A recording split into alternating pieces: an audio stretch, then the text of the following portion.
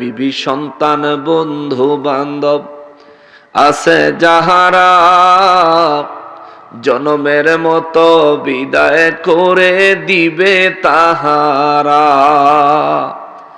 বিবি সন্তান বন্ধু বান্ধব আছে যাহারা জনমের মতো বিদায় করে দিব তাহারা। ওরে সেই দিনই বুঝবি নবী ছাড়া আপন কেহ নাই, ঠিক কিনা? ওরে সেই দিনই বুঝবি নবী ছাড়া আপন কেহ না। ডাইনে বামে মাটি আমার মাটির বিছানা, ডাইনে বামে মাটি আমার মাটির বিছানা। ওই আমার মরণ হলে আমায় তোমরা ভুইলা যায়ও না, আমার মরণ হলে আমায় তোমরা ভুইলা যায়ও না। ডাইনে বামে মাটি আমার মাটির বিছানা। সম্মানিত হাজরিন, আমি বয়ান করার নিয়তে কুরআনুল কারীম থেকে সূরা ওয়াকিয়ার ৪৫ নম্বর আয়াতে কারিমা থেকে আরম্ভ করে ৬২ নম্বর আয়াতে কারিমা পর্যন্ত তেলাওয়াত করেছি। চেষ্টা করব আপনাদেরকে সবগুলো আয়াতে কারিমার উপর কথা শোনানোর জন্য, তাফসীর শোনানোর জন্য। যদি সম্ভব না হয় আল্লাহ তাআলা যতটুকু কবুল করেন তার উপরেই আমরা সন্তুষ্ট থাকব। সবাই পড়েন আমিন। সূরা ওয়াকিয়া কুরআনুল কারীমের ৫৬ নম্বর সূরা। এই সূরা মক্কা মুআজ্জামায় নাজিল হয়েছে। এই সূরার অনেক ফজিলত রয়েছে। একটা ফজিলত হলো এমন, কোন ব্যক্তি যদি প্রতিদিন মাগরিবের নামাজের পরে সূরা ওয়াকিয়া তেলাওয়াত করে, এই আমল কোনো ব্যক্তি যদি সারা জীবন করতে পারে, মরণ পর্যন্ত ওই ব্যক্তি কখনোই রিজিকের অভাবে ভুগবে না। জোরে কন্যা সুবহানাল্লাহ। সাহাবায়ে কেরাম নূর নবী রাহমাতুল লিল আলামিনের দরবারে জানতে চেয়েছিলেন, ইয়া রাসূলুল্লাহ সাল্লাল্লাহু আলাইহি ওয়াসাল্লাম, জীবনেও রিজিকের অভাবে ভুগবে না, তার রিজিক আসবে কোত্থেকে? আমার নবী জবাব দিয়েছেন, আল্লাহ তাআলা খোদ নিজে গায়েব থেকে তার জন্য রিজিকের ব্যবস্থা করে দিবেন। সুবহানাল্লাহ। এই সূরার শুরু থেকে ৪৪ নম্বর আয়াতে কারিমা পর্যন্ত আমি গুনাহগার আলোচনা করেছি। আজ ৪৫ নম্বর আয়াতে কারিমা থেকে আলোচনা আরম্ভ করতে চাচ্ছি। তবে বুঝার জন্য একটু পিছনে যাইতে হবে। এই সূরাটা মূলত কিয়ামতের ভয়াবহতার উপরে, হাসরের ময়দানের পরিস্থিতির উপরে। এই সূরার মধ্যে মহান রব্বুল আলামিন বর্ণনা দিয়েছেন, ওয়া কুনতুম আজওয়াজান সালাসা। নবী গো বিশ্ববাসীকে বলে দেন, দুনিয়াতে যত দলই হোক না কেন, কিয়ামতের ময়দানে মানুষ এবং জিন জাতিকে আমি আল্লাহ ৩ ভাগে ভাগ করব। জোরে বলেন না সুবহানাল্লাহ।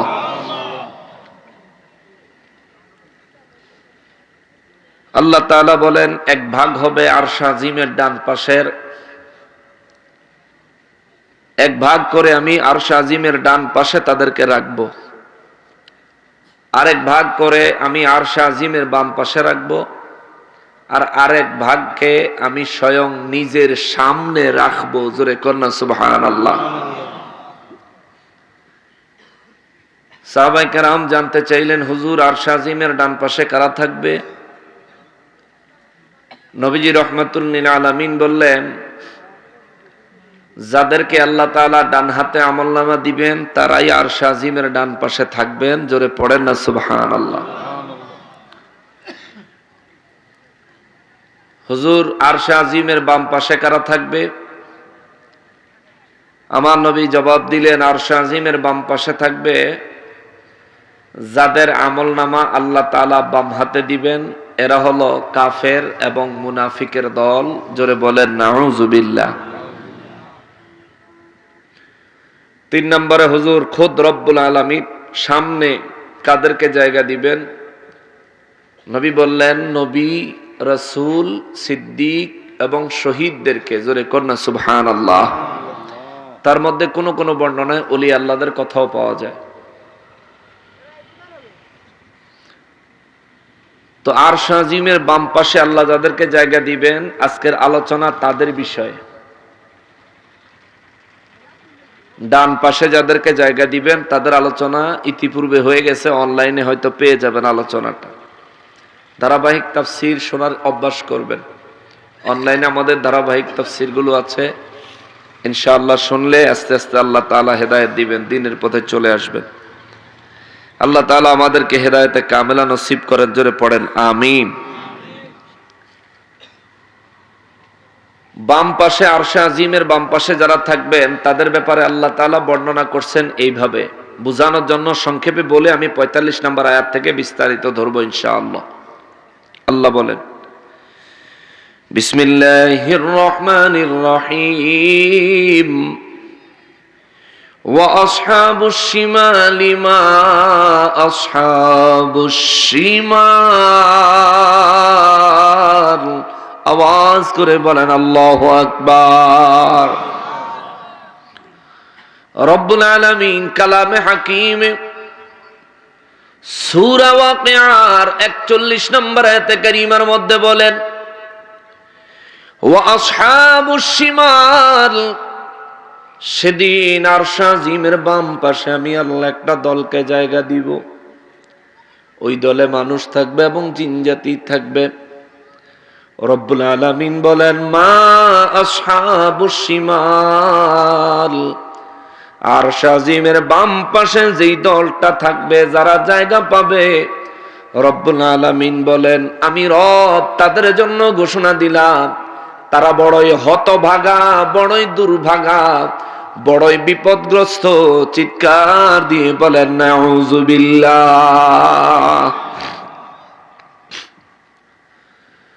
রব্বুল আলামিন পরের আয়াতে আরশে আজিমের বাম পাশে যারা থাকবে তারা কেমন দুর্ভাগা তা বোঝানোর জন্য আমার আল্লাহ পরের আয়াতে বর্ণনা করলেন।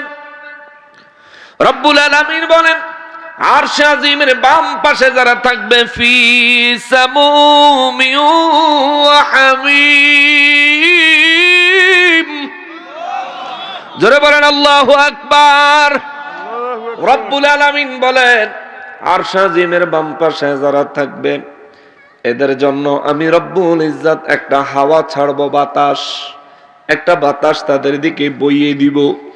এই বাতাসটা হবে গরম বাতাস, বড় উত্তপ্ত বাতাস হবে। এমন গরম বাতাস রে,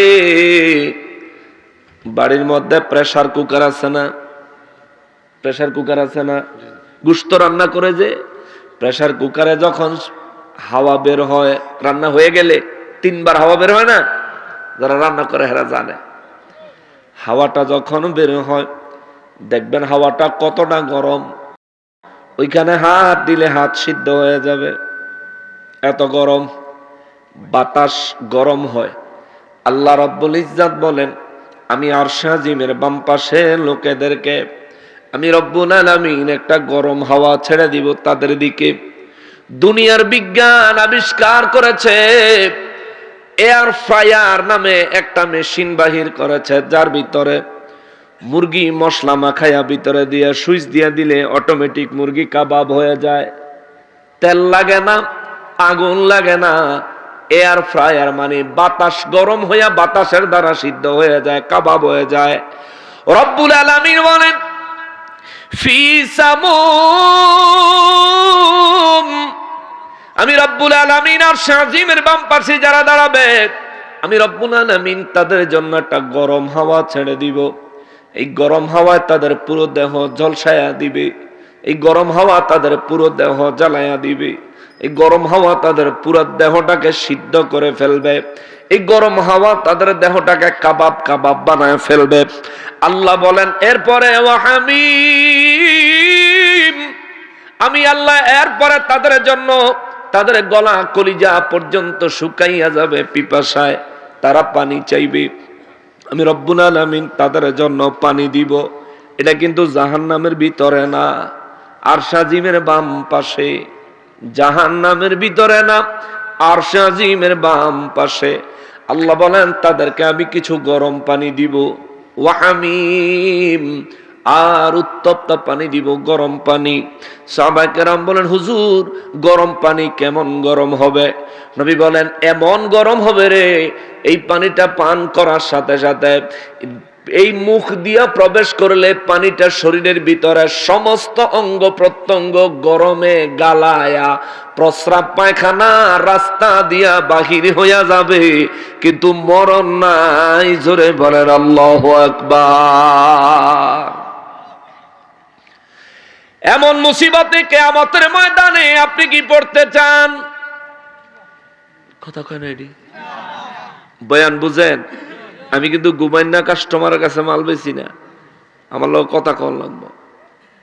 সব ওয়াজ আমি করবো তা না, 50% ওয়াজ আমি করবো, 50% ওয়াজ আপনারা করবেন, 50-50। তাসবিহ তাহলিল স্লোগান আপনাদের, আর কোরআন হাদিস ইজমা কিয়াস আমার। বুঝছেন তো?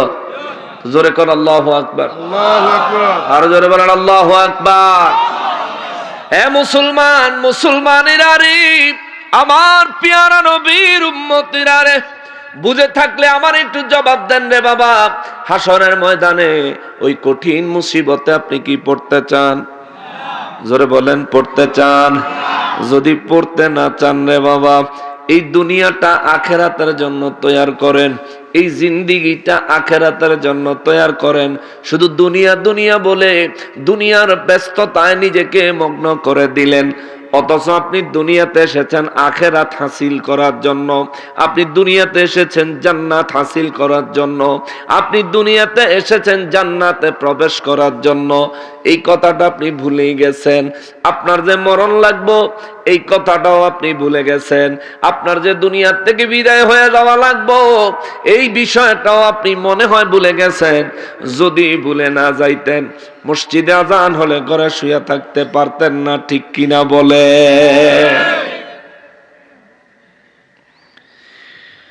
রব্বুল আলামিন বলেন, হাসরের দিনে আরশে আজিমের বাম পাশে আমি আল্লাহ যাদেরকে জায়গা দিব তাদের জন্য কিছু মেহমানদারি হবে। এক নম্বরের মেহমানদারি হবে, আমি আল্লাহ তাদের জন্য গরম উত্তপ্ত বাতাস ছেড়ে দিব। শরীরের মধ্যে যখন গরম বাতাস লাগে ভালো লাগে, খারাপ লাগে না? আর যদি এটা অনেক বেশি গরম হয় তাহলে তো শরীর সিদ্ধ হয়ে যাওয়ার অবস্থা হয়ে যাবে। এ মুসলমান, আমার রব্বুল ইজ্জত বলেন, আরশ আজিমের বাম পাশে যারা থাকবে তাদের মেহমানদারি হবে প্রথম ধাপে গরম হাওয়া, গরম বাতাস আমি আল্লাহ ছেড়ে দিব। দ্বিতীয় ধাপে তাদেরকে গরম পানি দিব, যেই পানি তারা খাওয়া মাত্র আমার রব্বুল ইজ্জত বলেন তাদের দেহের ভিতরে সমস্ত অঙ্গ প্রত্যঙ্গ গলে বের হয়ে যাবে। দুনিয়ায় যদি কোনো মানুষের এমন পানির এক ফোঁটা পান করায়, ওই মানুষের জিহ্বায় দেওয়া মাত্র একেবারে এদিক দিয়ে ছিদ্র হয়ে পড়ে, ছিদ্র হয়ে বুকের উপর পড়ে, বুকে দিয়া ছিদ্র হইয়া একদম এই ফোঁটা যেদিক দিয়া যাইতো তো ওই দিক পর্যন্ত বরাবর ছিদ্র হইয়া যাইতো। এত বড় ভয়ঙ্কর গরম পানি আল্লাহ সেদিন আরশ আজিমের বাম পাশে যারা দাঁড়াবে তাদেরকে খাওয়াবেন। ওয়াযিল্লিম মিন ইয়াহমুম। জোরে বলেন আল্লাহু আকবার। রব্বুল আলামিন বলেন, সেই দিন আমি আল্লাহ তাদের উপর একটা কালো ছায়া চাপায়া দিব। নাউজুবিল্লাহ, জোরে কোন। এমনিতে গরম হাওয়া, তারপরে গরম পানি, এরপরে আমার আল্লাহ একটা কালো ধোঁয়ার নেয় একটা অন্ধকার চাপাইয়া দিবেন। এটা দেখতে ধোঁয়ার মতো অন্ধকারের মতো লাগবে, কিন্তু এইটা হবে আগুনের চাইতেও বড় ভয়ঙ্কর। জোরে বলেন নাউজুবিল্লাহ। আরশে আজিমের বাম পাশে যারা দাঁড়াবে তাদের জন্য মেহমানদারি আরম্ভ হয়েছে হাসরের ময়দানে। জাহান্নামের মেহমানদারি তো বাকি রইছে। রব্বুল আলামিন বলেন লা বারিদিউ ওয়ালা কারীম।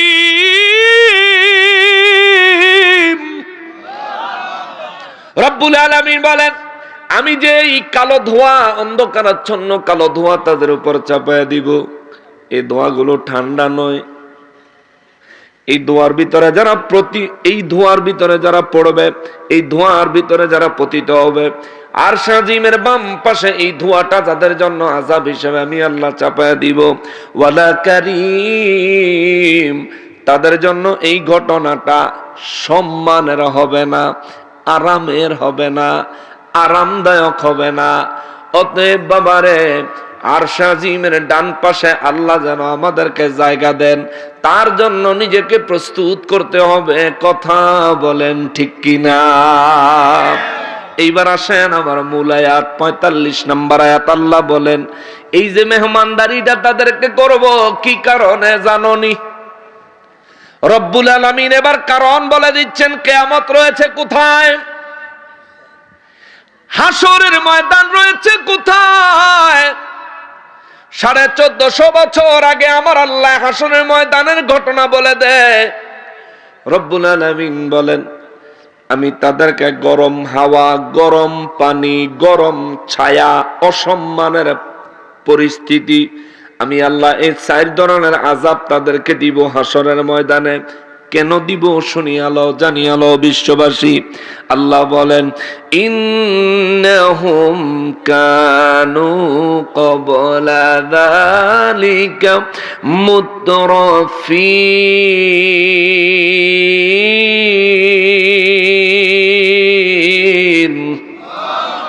রব্বুল আলামিন বলেন এই মানুষগুলাকে আমি আল্লাহ এই আযাব হাসরের ময়দানে দিব। তার কারণ হলো এই মানুষগুলো দুনিয়ায় ছিল, দুনিয়ার মোহে লিপ্ত, মত্ত, মগ্ন, দুনিয়ার ভোগ বিলাসিতায় এরা ছিল মগ্ন। দুনিয়ার ভোগের মধ্যে পড়ে এরা আখিরাতকে ভুলে গিয়েছে। আমি আল্লাহ তাদেরকে ধনী বানায়া দিছি।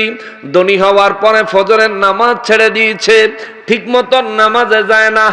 আহারে, আমি রব্বুল ইজ্জাতের শুকর আদায় করাটাও ভুলে গেছে।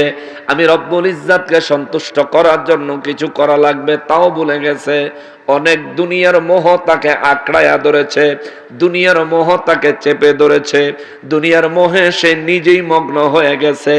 এটা অনেক ধনী হইতে পারে, এটা অনেক গরিব হইতে পারে, সর্বশ্রেণীর মানুষদের মধ্যে হইতে পারে। রে আমার নাজির বাজারের এলাকার মানুষ, হে নবীর প্রেমিকের দল, আমার নূর নবী রাহমাতুল লিল আলামিনের ঘোষণা মোতাবেক জানা যায় এই দুনিয়ার মধ্যে যত মানুষ রয়েছে, এই মানুষগুলো দুনিয়ার মোহে কেমনে মগ্ন হয়ে যায়। নবী বলেন দুনিয়াবাসীরা রে, আমার রব্বুল ইজ্জাত তোমাদেরকে প্রত্যেক দিন যে ঘুম দিয়েছেন, ঘুমাননি, ঘুমের দোয়া পারেননি।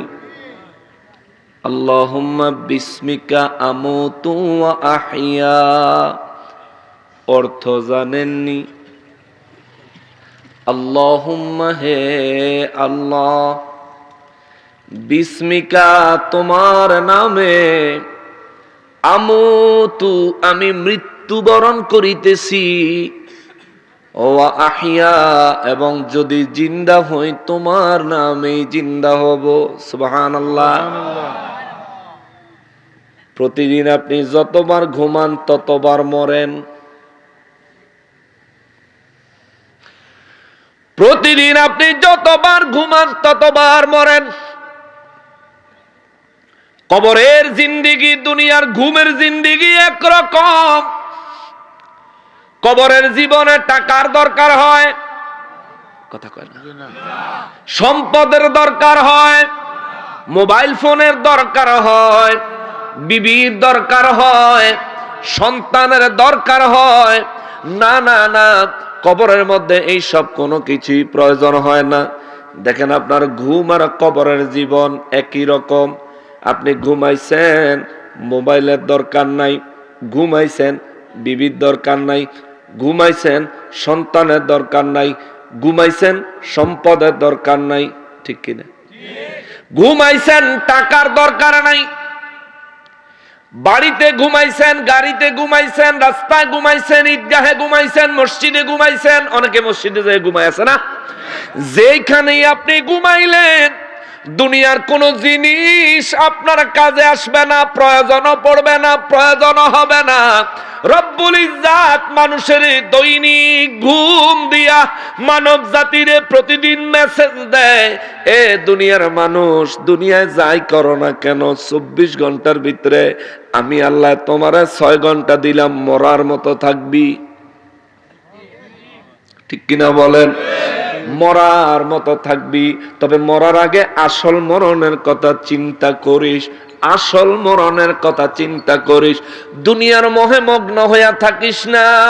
দুনিয়ার মোহে মগ্ন হইয়া থাকলে হাসরের ময়দানে আমি রব্বুল আলামিন আরশ আজিমের বাম পাশে তোরে জনমের মতো মেহমানদারি করব। আল্লাহ আমাদেরকে ওই পরিস্থিতি থেকে হেফাজত করেন, জোরে বলেন আমিন। প্রতিদিন আল্লাহ ঘুম দিয়েছেন যাতে মউতের কথা আমরা স্মরণ করি, কিন্তু আমরা ঘুমানোর সময় দোয়াও পড়ি না ম্যাক্সিমাম মানুষ। কারণ কখন ঘুমায় আমাদের খবর থাকে না। শুইয়া তো ফেসবুক গুতাইতে থাই, নইলে ইউটিউব গুতাইতে থাই, নইলে সিনেমা দেখতে থাকি। দেখতে দেখতে মোবাইল হাতে লইয়া কোন সময় ঘুমাইয়া গেছি আমার তো খবর নাই। অথচ আমি মুসলমান, নামের আগে মুহাম্মদ, আমার বাবার নামের আগেও মুহাম্মদ, আমার বংশের নামও মুসলিম বংশের নাম। আমি একটা মুসলিম বংশের সন্তান, আমি একজন মুসলমান। রব্বুল ইজ্জাত দয়া করে আমারে ঈমানের নূর হেদায়েত আমাকে দান করেছেন। দুনিয়ায় যারা হিন্দু তাদেরকেও বানাইছে আমার আল্লাহ, দুনিয়ায় যারা বৌদ্ধ তাদেরকেও বানাইছেন আমার আল্লাহ, দুনিয়ায় যারা ইহুদি নাসারা কাফের বেঈমান তাদেরকেও বানাইছেন আমার আল্লাহ, আর আমারেও বানাইছেন আমার আল্লাহ। আমার আল্লাহর কত দয়া রে, আমারে আমার আল্লাহ হিন্দু বানায় নাই। আমার আল্লাহর কত দয়া রে, আমার রব আমারে বৌদ্ধ বানায় না, ইহুদি বানায় নাই, খ্রিস্টান বানায় নাই। ওরে আমার মালিক, কি পরিমাণে দয়া আমার উপর তুমি করেছো, কি দিয়া শুকর আদায় করি।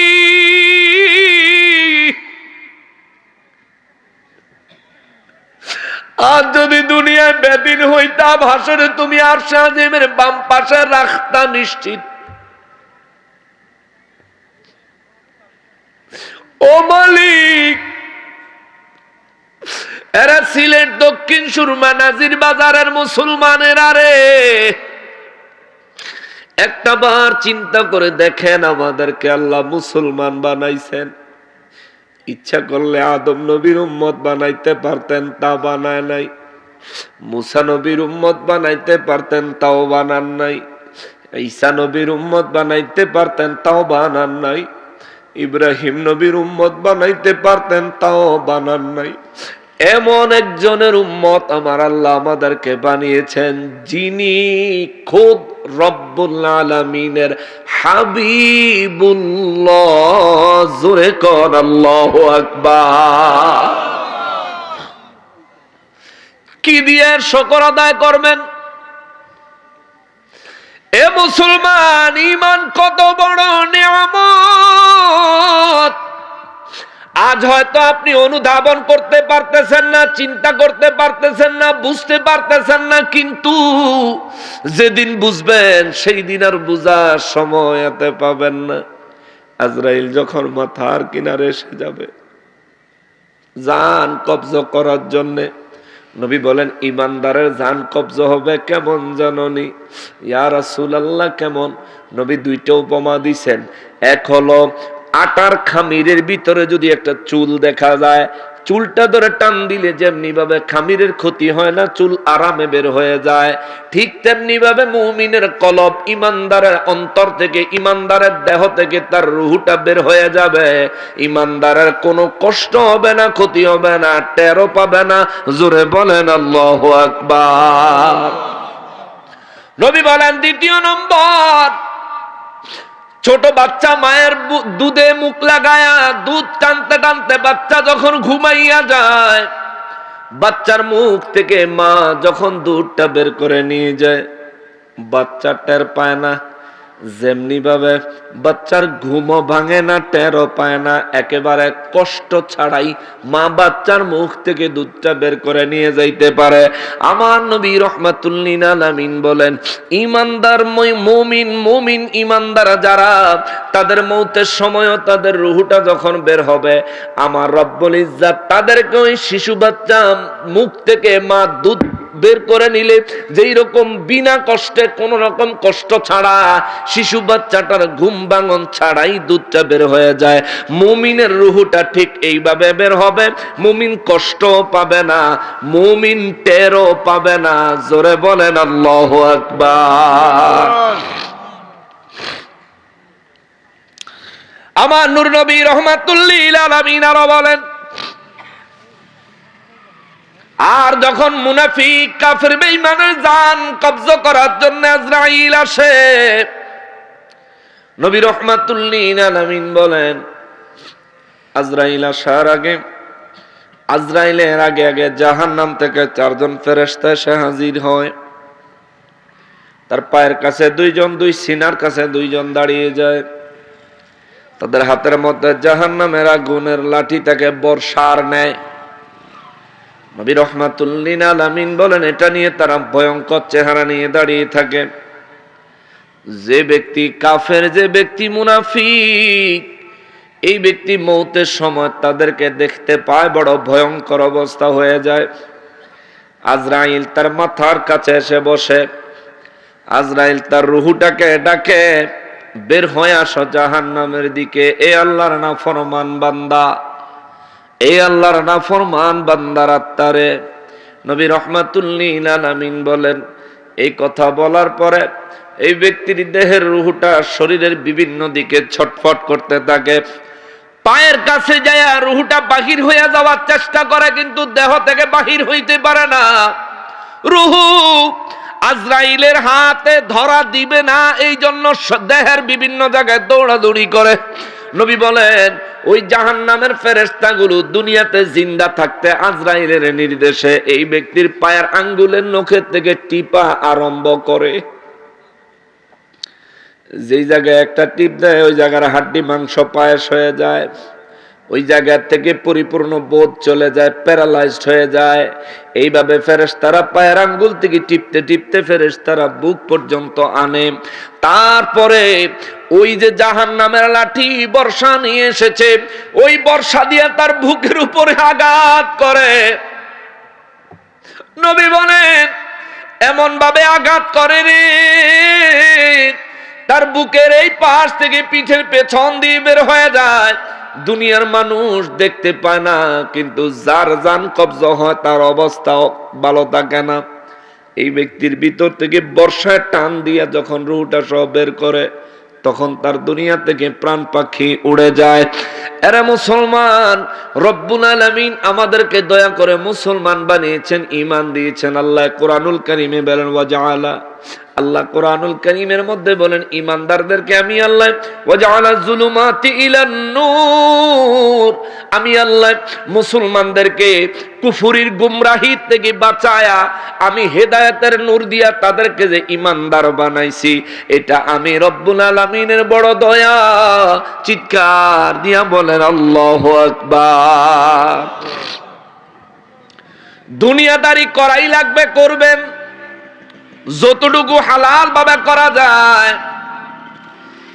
এই দুনিয়াদারি যতটুকু হালাল ভাবে করা যায় ততটুকু করবেন, হালালের বাইরে এক কদমও দিবেন না। বলবেন হুজুর কেন? হারাম রোজগার কার জন্য করবেন? জীবনে যত টাকা আপনি রোজগার করেছেন সব টাকা খায়া মরতে পারবেন? কথা কন না, আপনার মনোযোগ নাই। শেষ করে দিব, শুরুই তো করলাম না এখনো। অল্প কিছুক্ষণ কথা বলবো, একটু মনোযোগ দিয়ে। জীবনে যত টাকা রোজগার করছেন সব টাকা একা খাইতে পারবেন? কম হোক বেশি হোক, যাই রোজগার করছেন সব তো একা খাইতে পারবেন না, সব সম্পদ তো একা ভোগ করতে পারবেন না। সমস্ত অর্থ দিয়া কাপড় কিনা সব কাপড় তো একা ভোগ করতে, একা পরতে পারবেন না, একা পরিধান করতে পারবেন না। যা রোজগার করছেন এটাই তো আপনার জন্য বেশি, এরপরেও কেন আপনি হারাম পথে যাবেন? বলবেন হুজুর বিবির সুখের জন্য, অথচ যেদিন মরে যাবেন কবরে আপনাকে যখন দাফন করে দিবে বিবি আপনার সাথে যাবে না? যাইব?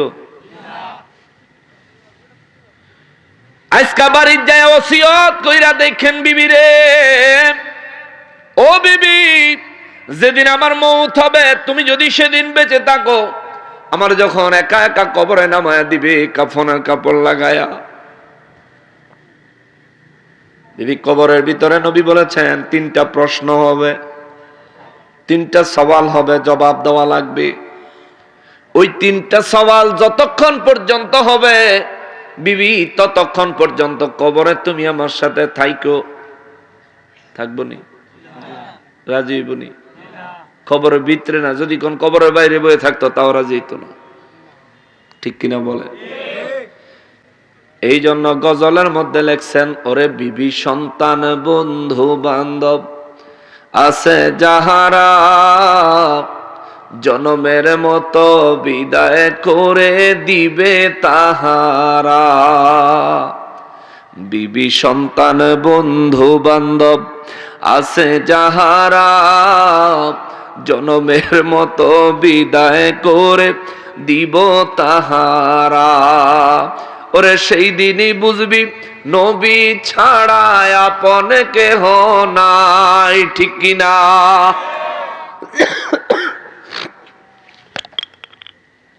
ওরে সেই দিনই বুঝবি নবী ছাড়া আপন কেহ না। ডাইনে বামে মাটি আমার মাটির বিছানা, ডাইনে বামে মাটি আমার মাটির বিছানা। ওই আমার মরণ হলে আমায় তোমরা ভুইলা যায়ও না, আমার মরণ হলে আমায় তোমরা ভুইলা যায়ও না। ডাইনে বামে মাটি আমার মাটির বিছানা, ডাইনে।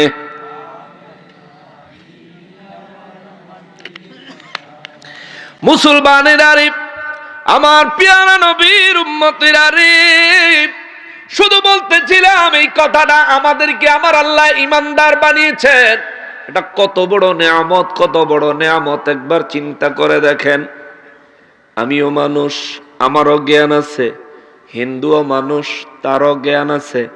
আমি আমার রবের কাছে কৃতজ্ঞতা প্রকাশ করি, পরিমাণে কম হইলেও নিজেকে মুসলমান দাবি করি। যদি আমল নামার মধ্যে অনেক ত্রুটি আছে, ত্রুটি থাকলেও আমি কিন্তু আমার রবকে রব হিসেবে মানি, যিনি আমার সৃষ্টিকর্তা। এটা আমার জ্ঞান, আমার ধ্যান এবং আল্লাহর কালাম, নবীর সুন্নাহ, ইজমা কিয়াসের আলোকে। কিন্তু বাবারে, এ মুসলমান, যেই ব্যক্তি বিভিন্ন ধর্মের ভিন্ন ধর্মাবলম্বী ইসলাম ধর্ম কবুল করলো না, ওই মানুষটারে যে আল্লাহ জ্ঞান দিয়েছে, আমাকে ওই আল্লাহ জ্ঞান দিয়েছে, ওই মানুষটার জ্ঞানে কেন হেদায়েতের পথ অবলম্বন করার জন্য বলে না?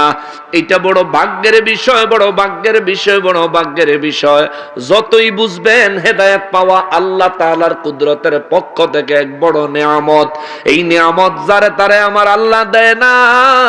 আপনাকে আমাকে আল্লাহ ঈমানের নেয়ামত দিয়েছেন, অতএব এই নেয়ামতের হক আদায় করতে হবে, ইবাদত করতে হবে, আমল করতে হবে।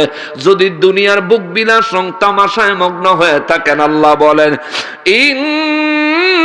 ইন্নাহুম কানু ক্বাবলা যালিকা মুতরাফিন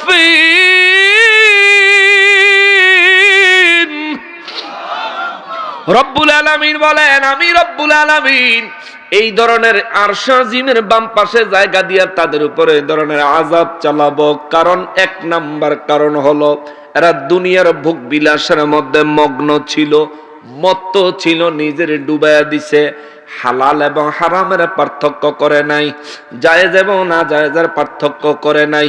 দুনিয়ার সম্পদ যেমন পাইছে তেমনই লইছে, যেমন পাইছে তেমনই আনছে। আইনা বিবিরে দিছে, সন্তানেরে দিছে। আজ আমি আল্লাহ হাসরের ময়দানে এই মানুষটাকে যদি জিজ্ঞেস করি হারাম রোজগার কেন করলি, আল্লাহ বিবি সন্তানের বড় অভাব ছিল, যাদেরকে খাওয়াইলি তারা তোর পাপের ভাগিদার হবে কিনা যা জিজ্ঞেস কর।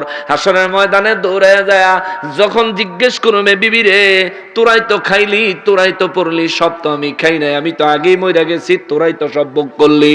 ও সন্তান, সন্তানের আরে আয় আয় আয়, আজ আমার পাপটাকে সবাই মিলে ভাগ করে নে, তাইলে আমার পাপের বোঝা হালকা হয়ে যায়। সন্তান বলবে, বাবা তোমার উপর দায়িত্ব ছিল আমি সন্তানের ভরণ পোষণ দেওয়া। বিবি বলবে, তোমার উপর দায়িত্ব ছিল আমার ভরণ পোষণ দেওয়া। তুমি হারাম পথে কামাই করেছো, হারাম পথে রোজগার করেছো, তুমি এনেছো। আমি তো তোমারে হারাম কামাই করতে বলি নাই, আমি তো তোমারে হারাম পথে চলতে বলি নাই। সেই দিন হাসরের ময়দানে একটাবার চিন্তা করেন, একটাবার চিন্তা করেন, ওই হাসরের ময়দানে আমিও থাকব, ওই হাসরের ময়দানে আপনিও থাকবেন, প্রত্যেকটা মানুষ থাকবেন। ওই হাসরের ময়দান ফাঁকি দেওয়ার কোনো পথ নাই। ওই হাসরের ময়দানে না দাঁড়ায়া, জান্নাত তো দূরে থাক, জাহান্নামে যাওয়ারও কোনো রাস্তা নাই। ঠিক কিনা বলেন? এই বিশ্বাস অন্তরে আসেনি? জোরে বলেন আছে? যদি এই বিশ্বাস অন্তরে থাকে তাইলে আমাদের দ্বারা পাপ করা, অন্যায় করা, হালাল হারাম ভেদ বিচার না করে আমরা যে অর্থ কামাই করি, রোজগার করি, এটা কি সঠিক না ভুল? এটা বড় অন্যায়, চরম অন্যায়। করিয়েন না, কারণ আল্লাহ বলে রাখছেন যদি এমন কিছু করেন, ইন্নাহুম কানু ক্বাবলা যালিকা মুতরাফিন, আমি আল্লাহ আরশে আজিমের বাম পাশে তাদেরকে দাঁড় করাবো, মেহমানদারি করব 4 রকমের, গরম হাওয়া, গরম পানি এবং অত্যন্ত উষ্ণ গরম ধোঁয়া, কালো ধোঁয়া, অন্ধকার। এবং আমার রব্বুল ইজ্জত বলেন, আমি রব্বুল আলামিন কালো ধোঁয়া অন্ধকার দিব এবং তাদেরকে চরম অসম্মান, অমর্যাদা করব, অপমানিত করব। রব্বুল আলামিন বলেন 1 নাম্বার কারণ হলো তারা দুনিয়ার ভোগ বিলাসে মগ্ন হয়ে জীবন যাপন করেছে। ওয়া কানু ইউসিরুনা আলাল হিয়াতিল আযীম।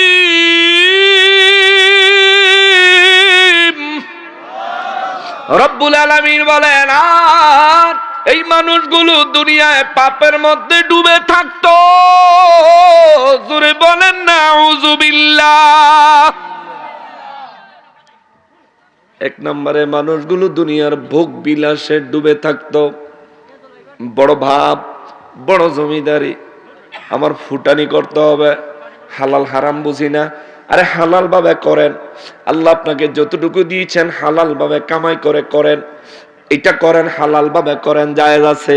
যতটুকু করলে আল্লাহ এবং তার রাসূল খুশি, তার মধ্যে থাকেন। আল্লাহ কয় এরা তো দুনিয়ার ভোগ বিলাস নিয়ে মগ্ন আছে, আবার এরা সব সময় পাপের ভিতরে ডুবে থাকে, সব সময় পাপের ভিতরে ডুবে থাকে। আমি কথাগুলো বলে যাই, তারপরে আপনাদেরকে বিস্তারিত কথাটা শোনাই। শোনেন, এই যে 2টা আয়াত সূরা ওয়াকিআর 45 এবং 46 নম্বর আয়াতে বললেন আরশ আজিমের বাম পাশে আমি তাদেরকে জায়গা দিব। তাদের 1 নম্বরের অপরাধ হইল তারা দুনিয়ার ভোগ বিলাসে মগ্ন হইছে, এমন ভাবে তারা আখিরাত ভুলে গেছে, আমি রবকে ভুলে গেছে। অথচ দুনিয়া কার? জোরে বলেন কার? এই দুনিয়া কার? দুনিয়ার জমিন কার? ওই আসমান থেকে সূর্য যে আমাদেরকে আলো দেয়, সূর্যের মালিক কে?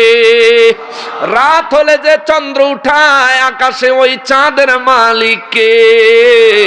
এই জমিনে আমরা আজ সকালে নাস্তা খেয়েছি, দুপুরে খাবার খেয়েছি, অনেকে রাতের বেলাও খাবার খেয়ে ফেলেছেন। এই যে খানা খাইলাম, রিজিকের মালিক কে? রিজিক দিছেন কে? আমি যেই দেহ নিয়া আজকে এই মাহফিলের মধ্যে আসলাম, এই দেহের মালিক কে? জোরে কোন, আরো জোরে কোন। এই দেহের মালিক আমার আল্লাহ। আমি যে হায়াতে আছি, হায়াতের মালিক কে? আমার দেহের ভিতরে রুহু আসেনি? আপনার দেহের ভিতরে রুহু আসেনি? বলেন আপনার দেহের রুহু, আমার দেহের রুহের মালিক কে? এ মুসলমান জোরে বলেন কে? জীবনে বহু সময় পার করেছেন, আজ কিছু মুহূর্ত রব্বুল ইজ্জাতের কুদরতের মধ্যে নিজের বিলাইয়া দেন, নিজের মিশাইয়া দেন। অন্তত হাসরের ময়দানে আল্লাহকে বলতে পারবেন, মালিক যতদিন বুঝি নাই তো বুঝি নাই, কিন্তু যেদিন সূরা ওয়াকিয়াত থেকে তোমার কুদরতের কথা শুনেছি আল্লাহ, সেদিন নিজের তোমার কুদরতের মধ্যে বিলাইয়া দিছি। বাবারে দেখেন আমরা কেন দুনিয়া নিয়ে মগ্ন হব? রুহু আমার আল্লাহর, দেহ আমার আল্লাহর, হায়াত আমার আল্লাহর, দুনিয়া আমার আল্লাহর, জমিন আমার আল্লাহর, রিজিক আমার আল্লাহর, বায়ু এই যে অক্সিজেন প্রতি মুহূর্তে নিচ্ছি ছাড়ছি এইটার মালিক আমার আল্লাহ, আকাশে সূর্য উঠায় আমার আল্লাহ। এই মুহূর্তে কত মানুষ হাসপাতালে আছে, তাদেরকে হাসপাতালে রাখছেন আমার আল্লাহ, আমাদেরকে সুস্থ রাখছেন আমার আল্লাহ। আল্লাহর জমিন, আল্লাহর অক্সিজেন, আল্লাহর দেহ, আল্লাহর রুহু, এই দেহ লইয়া রুহু লইয়া আল্লাহর দেওয়া জ্ঞান। এই প্রচন্ড শীতের মধ্যেও রাস্তায় রাতের বেলা মাহফিল থেকে যখন ফিরে যায়, রাস্তায় কত পাগল দেখতে পাই। আমার মতো দুইটা হাত তারও আছে, আমার মতো একটা মাথা তারও আছে, আমার মতো চোখ কান নাক মুখ সব তারও আছে। তার মুখেও দাঁত আছে, আমার মুখেও দাঁত আছে, তারও পা আছে, আমারও পা আছে, সেও চলে ফিরে, আমিও চলে ফিরি। এই শীতের মধ্যে আমার গায়ে ঠান্ডা অনুভব হয়, কিন্তু পাগলার গায়ে কোনো ঠান্ডা লাগে না। আমি কত কাপড় পরি, চাদর পরি, জ্যাকেট পরি, তবু আমার কাছে ঠান্ডা লাগে। কিন্তু এই পাগলরে দেখেন কাপড় খুলে খালি গায়ে, এত শীতের মধ্যে বাজারে ঘুরতেছে, রাস্তায় ঘুরতেছে। ওই মানুষটার মতো পাগল না বানায় আল্লাহ যে আমারে সুস্থ রাখছে, এর শুকর কি দিয়ে আদায় করব? এর শুকর আমি কি দিয়ে আদায় করব মালিক? ও সিলেটের মানুষ, এর শুকর কি দিয়ে আদায় করবেন? রবের জমিন, রবের দেহ, রবের রুহু, রবের রিজিক, রবের অক্সিজেন, রবের দেওয়া জ্ঞান, রবের দেওয়া ধ্যান, রবের দেওয়া জ্ঞান, রবের দেওয়া ইলম, সব আল্লাহ ঠিক রাখলো। ওই আল্লাহ দিনে 5 বার মুয়াজ্জিনরে দিয়া ডাকলো, হাইয়া আলাস সালাহ,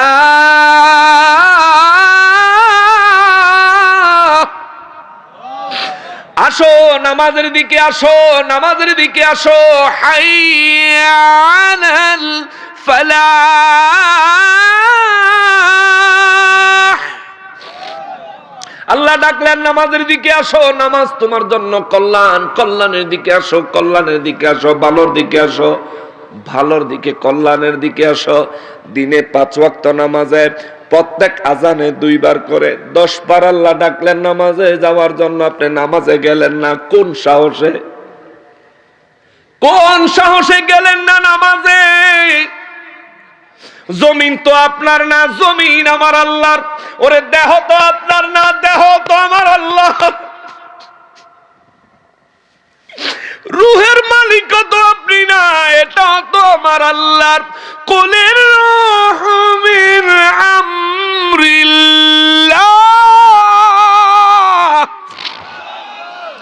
আপনার দেহের ভিতরে রুহু, রুহের মালিক তো আল্লাহ, দেহের মালিক ও আল্লাহ, দেহ দিছে আল্লাহ। ওই আল্লাহ মুয়াজ্জিনের জবানে দিনে 10 বার আপনাকে মসজিদে নামাজে যাওয়ার জন্য ডাকলেন, আপনি গেলেন না কোন সাহসে?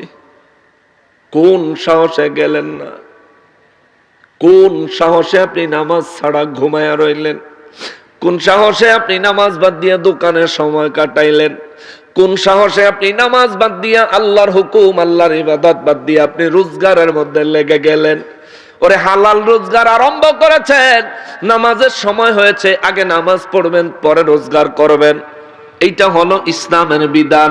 এরা মুসলমান, মুসলমানেরই ও মুসলমান, দেহের মালিকও আমি না, রূহের মালিকও আমি না, জমিনের মালিকও আমি না, এক কথায় আমি কোনো কিছুরই মালিক না।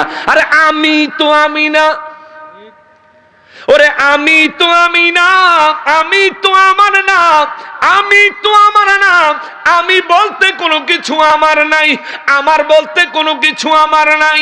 সব কিছুর মালিক কে? ওই রব্বুল আলামিন বিধান দিয়েছেন, দিনে 5 ওয়াক্ত নামাজ পড়বি মুসলমান, নামাজে যাবেন। আল্লাহ বিধান দিয়েছেন দিনে 5 ওয়াক্ত নামাজ পড়বি। ও মুসলমান, নামাজে যাইও, নামাজে যাইও। যদি নামাজে না যাও বড় বিপদে পড়ে যাইবা। নবী কয় হাসরের ময়দানে আল্লাহ সর্বপ্রথম নামাজের হিসাব টান দিবে। আউয়ালু মা ইউহাসাবু বিহিল আবদু ইয়াউমাল কিয়ামাতিস সালাহ, বান্দা দে দে দে নামাজের হিসাবগুলি দে। তো জীবনে হায়াত পাইছত কতদিন? আমলনামা খুললে দেখবো 50 বছর। এই বান্দা 10 বছরের হিসাব বাদ, বাকি 40 বছরে কয় ওয়াক্ত নামাজ পড়ছ হিসাব দে। আরে ফেরেশতারা আমলনামা খোল, আমলনামাটা খুললে দেখ তার নামাজের কি অবস্থা। আল্লাহ গো, ও আল্লাহ, এই ব্যক্তি জীবনে 2-4 দিন ছাড়া আর জীবনে কখনোই 5 ওয়াক্ত নামাজ পড়েন নাই। যেদিন মাগরিব আছে সেদিন এশা নাই, যেদিন আসর আছে সেদিন মাগরিব এশা নাই, যেদিন যোহর আছে সেদিন ফজর নাই। ও আল্লাহ, এই বান্দার নামাজের এই হাল হাকিকত, এই হাল হাকিকত নবী কয় আল্লাহ যেদিন ওই হাসরের ময়দানে যদি কোনো বান্দারে নামাজের জন্য, হিসাবের জন্য পাকড়াও করে, ওই বান্দা যদি নিজের নামাজের হিসাব আল্লাহর কাছে সুন্দরভাবে দিতে পারে, তার পরবর্তী হিসাবগুলি আমার আল্লাহ সহজ করে দিবে। সুবহানাল্লাহ। আর যদি নামাজের হিসাবে কেউ আটকায়া যায়, আমার রব্বুল ইজ্জত এই ব্যক্তির পরবর্তী হিসাবগুলো একে একে পুঙ্খানুপুঙ্খভাবে আল্লাহ ধরবেন, ধরে ধরে আদায় করবেন। আর আমার নবী কয় ওই হাসরের ময়দানে যেদিন সমস্ত নবীরা নফসি নফসি করবে রে,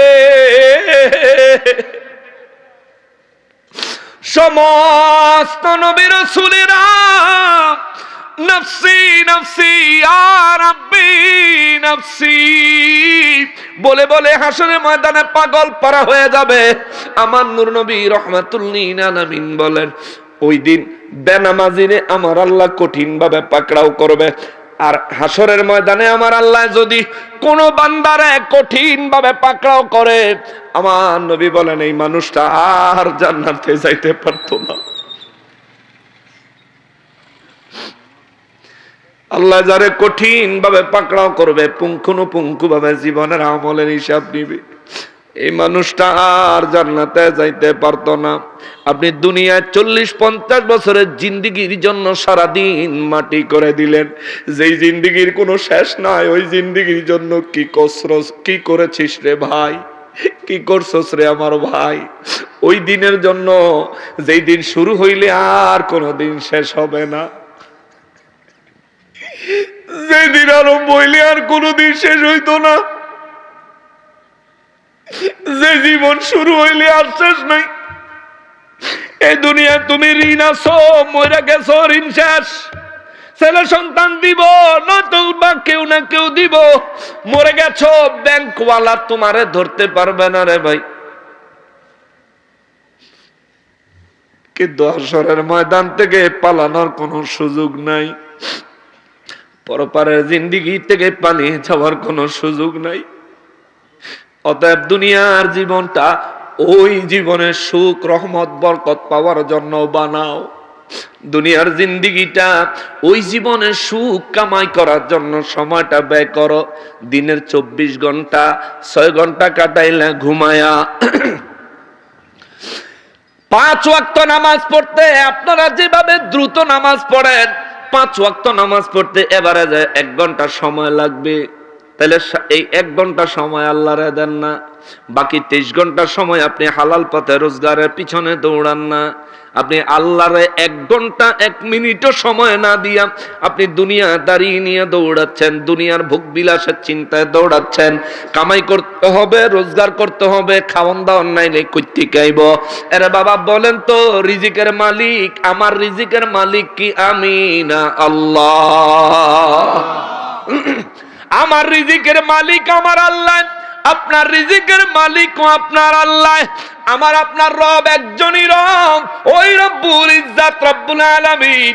অতএব নিজের জীবন ইবাদতের মধ্যে ব্যয় করতে হবে, নিজের জীবনকে ইবাদতের মাধ্যমে অতিবাহিত করতে হবে, নইলে হাসরে উপায় থাকবে না, উপায় থাকবে না, উপায় থাকবে না। রব্বুল ইজ্জাত কয়, নবী গো, ও নবী, এই মানুষগুলারে আরশে আজিমের বাম পাশে আমি রব্বুল ইজ্জাত এই ধরনের আযাবের সম্মুখীন করব। তার এক নাম্বার কারণ হলো এরা দুনিয়া নিয়ে মত্ত হয়ে গেছিল, দুনিয়া নিয়ে পাগল পারা হয়ে গেছিল। দুই নাম্বার কারণ হলো এই মানুষগুলো সব সময় পাপের মধ্যে ডুবে থাকতো। আর যদি আমরা মুসলমান আমাদের চরিত্রগুলো যদি যাচাই বাছাই করি, নিজের চিন্তা যদি নিজে করি, সারাদিনে নেক আমল বেশি করি না পাপ? স্বীকার করতে লজ্জা লাগে। হ্যাঁ, সারাদিনে নেক আমল বেশি করি না গুনাহ বেশি করি? জোরে কোন কি? জোরে বলেন কি? একটু জবান খুলে বলেন কি? আল্লাহ আমাদের জীবনের গুনাহগুলি মাফ করে দেন। জোরে কোন, আরো জোরে কোন। জীবনের গুনাহ মাফ চাই কি চাই না? আবু জাহেলের সাথে জাহান্নামে থাকতে চাই? জোরে বলেন চাই। যেহেতু আবু জাহেলের সঙ্গে আমরা জাহান্নামে থাকতে চাই না, তাহলে জবান খুলে বলবেন, আল্লাহ আমাদের জীবনের গুনাহগুলি মাফ করে দেন। পাপের মধ্যে ডুবে থাকেন না। পাপের মধ্যে ডুবে থাকলে হাসরের ময়দানে আরশে আজিমের বাম পাশের মেহমানদারি পাওয়ার জন্য রেডি হয়ে যান। রব্বুল ইজ্জাত বলেন, আরশে আজিমের বাম পাশে আমি আল্লাহ যাদেরকে রাখবো, এদের মধ্যে একটা দল হলো কাফের, আর একটা দল হলো মুনাফিক। দুই দলের মানুষ আমি আল্লাহ আরশে আজিমের বাম পাশে রাখবো, আরশে আজিমের বাম পাশে রাখবো, আরশে আজিমের বাম পাশে রাখবো। এটার দুইটা কারণ আল্লাহ বর্ণনা করলেন। তিন নম্বরে আমার আল্লাহর একটা কারণ বর্ণনা করেন। আল্লাহ বলেন, وَكَانُوا يَقُولُونَ أَإِذَا مِتْنَا وَكُنَّا تُرَابًا وَعِظَامًا أَإِنَّا لَمَبْعُوثُونَ।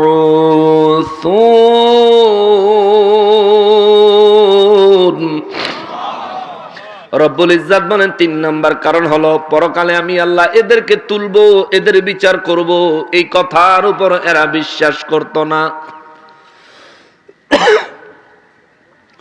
পরকালে আমি আল্লাহ এদেরকে জিন্দা করব।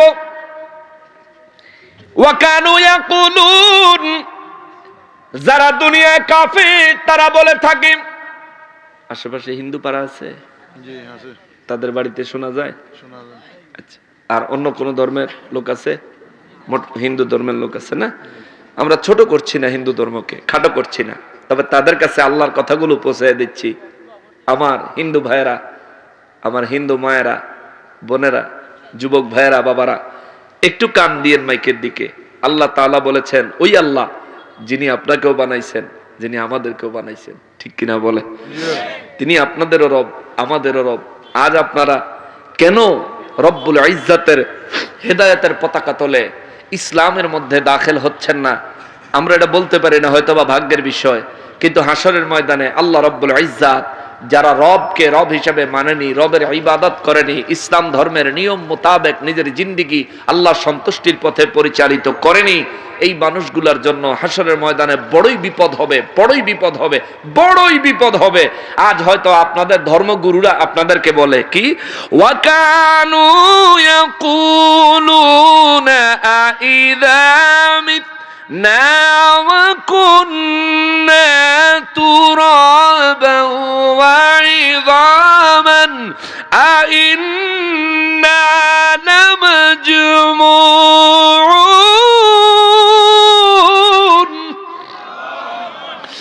আইন্না লামাবউসুন। রব্বুল আলামিন বলেন, এই মানুষগুলারে আমি আল্লাহ আরশে আজিমের বাম পাশে এই মানুষগুলারে এই ধরনের আযাব দিব। 3 নাম্বার কারণ হলো এই মানুষগুলা বলতো ইযা মিতনা ওয়া কুননা তুরাবান, আমরা মৃত্যুবরণ করার পরে মাটির সাথে মিশে যাব। বিধর্মীদের ধর্মগুরুরা তাদেরকে এটাই বুঝায়, মৃত্যুবরণ করার পরে মাটির সাথে মিশে যাব। ওয়াইজামান, আমাদের হাড্ডিগুলো মাটির সাথে মিশে যাবে। আইন্না লামাবউসুন,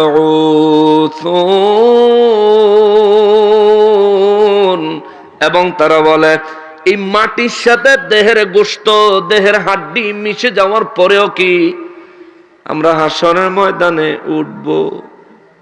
আল্লাহ কি আমাদেরকে পুনরায় জীবিত করব? এটা কেমনে সম্ভব? নাউজুবিল্লাহ।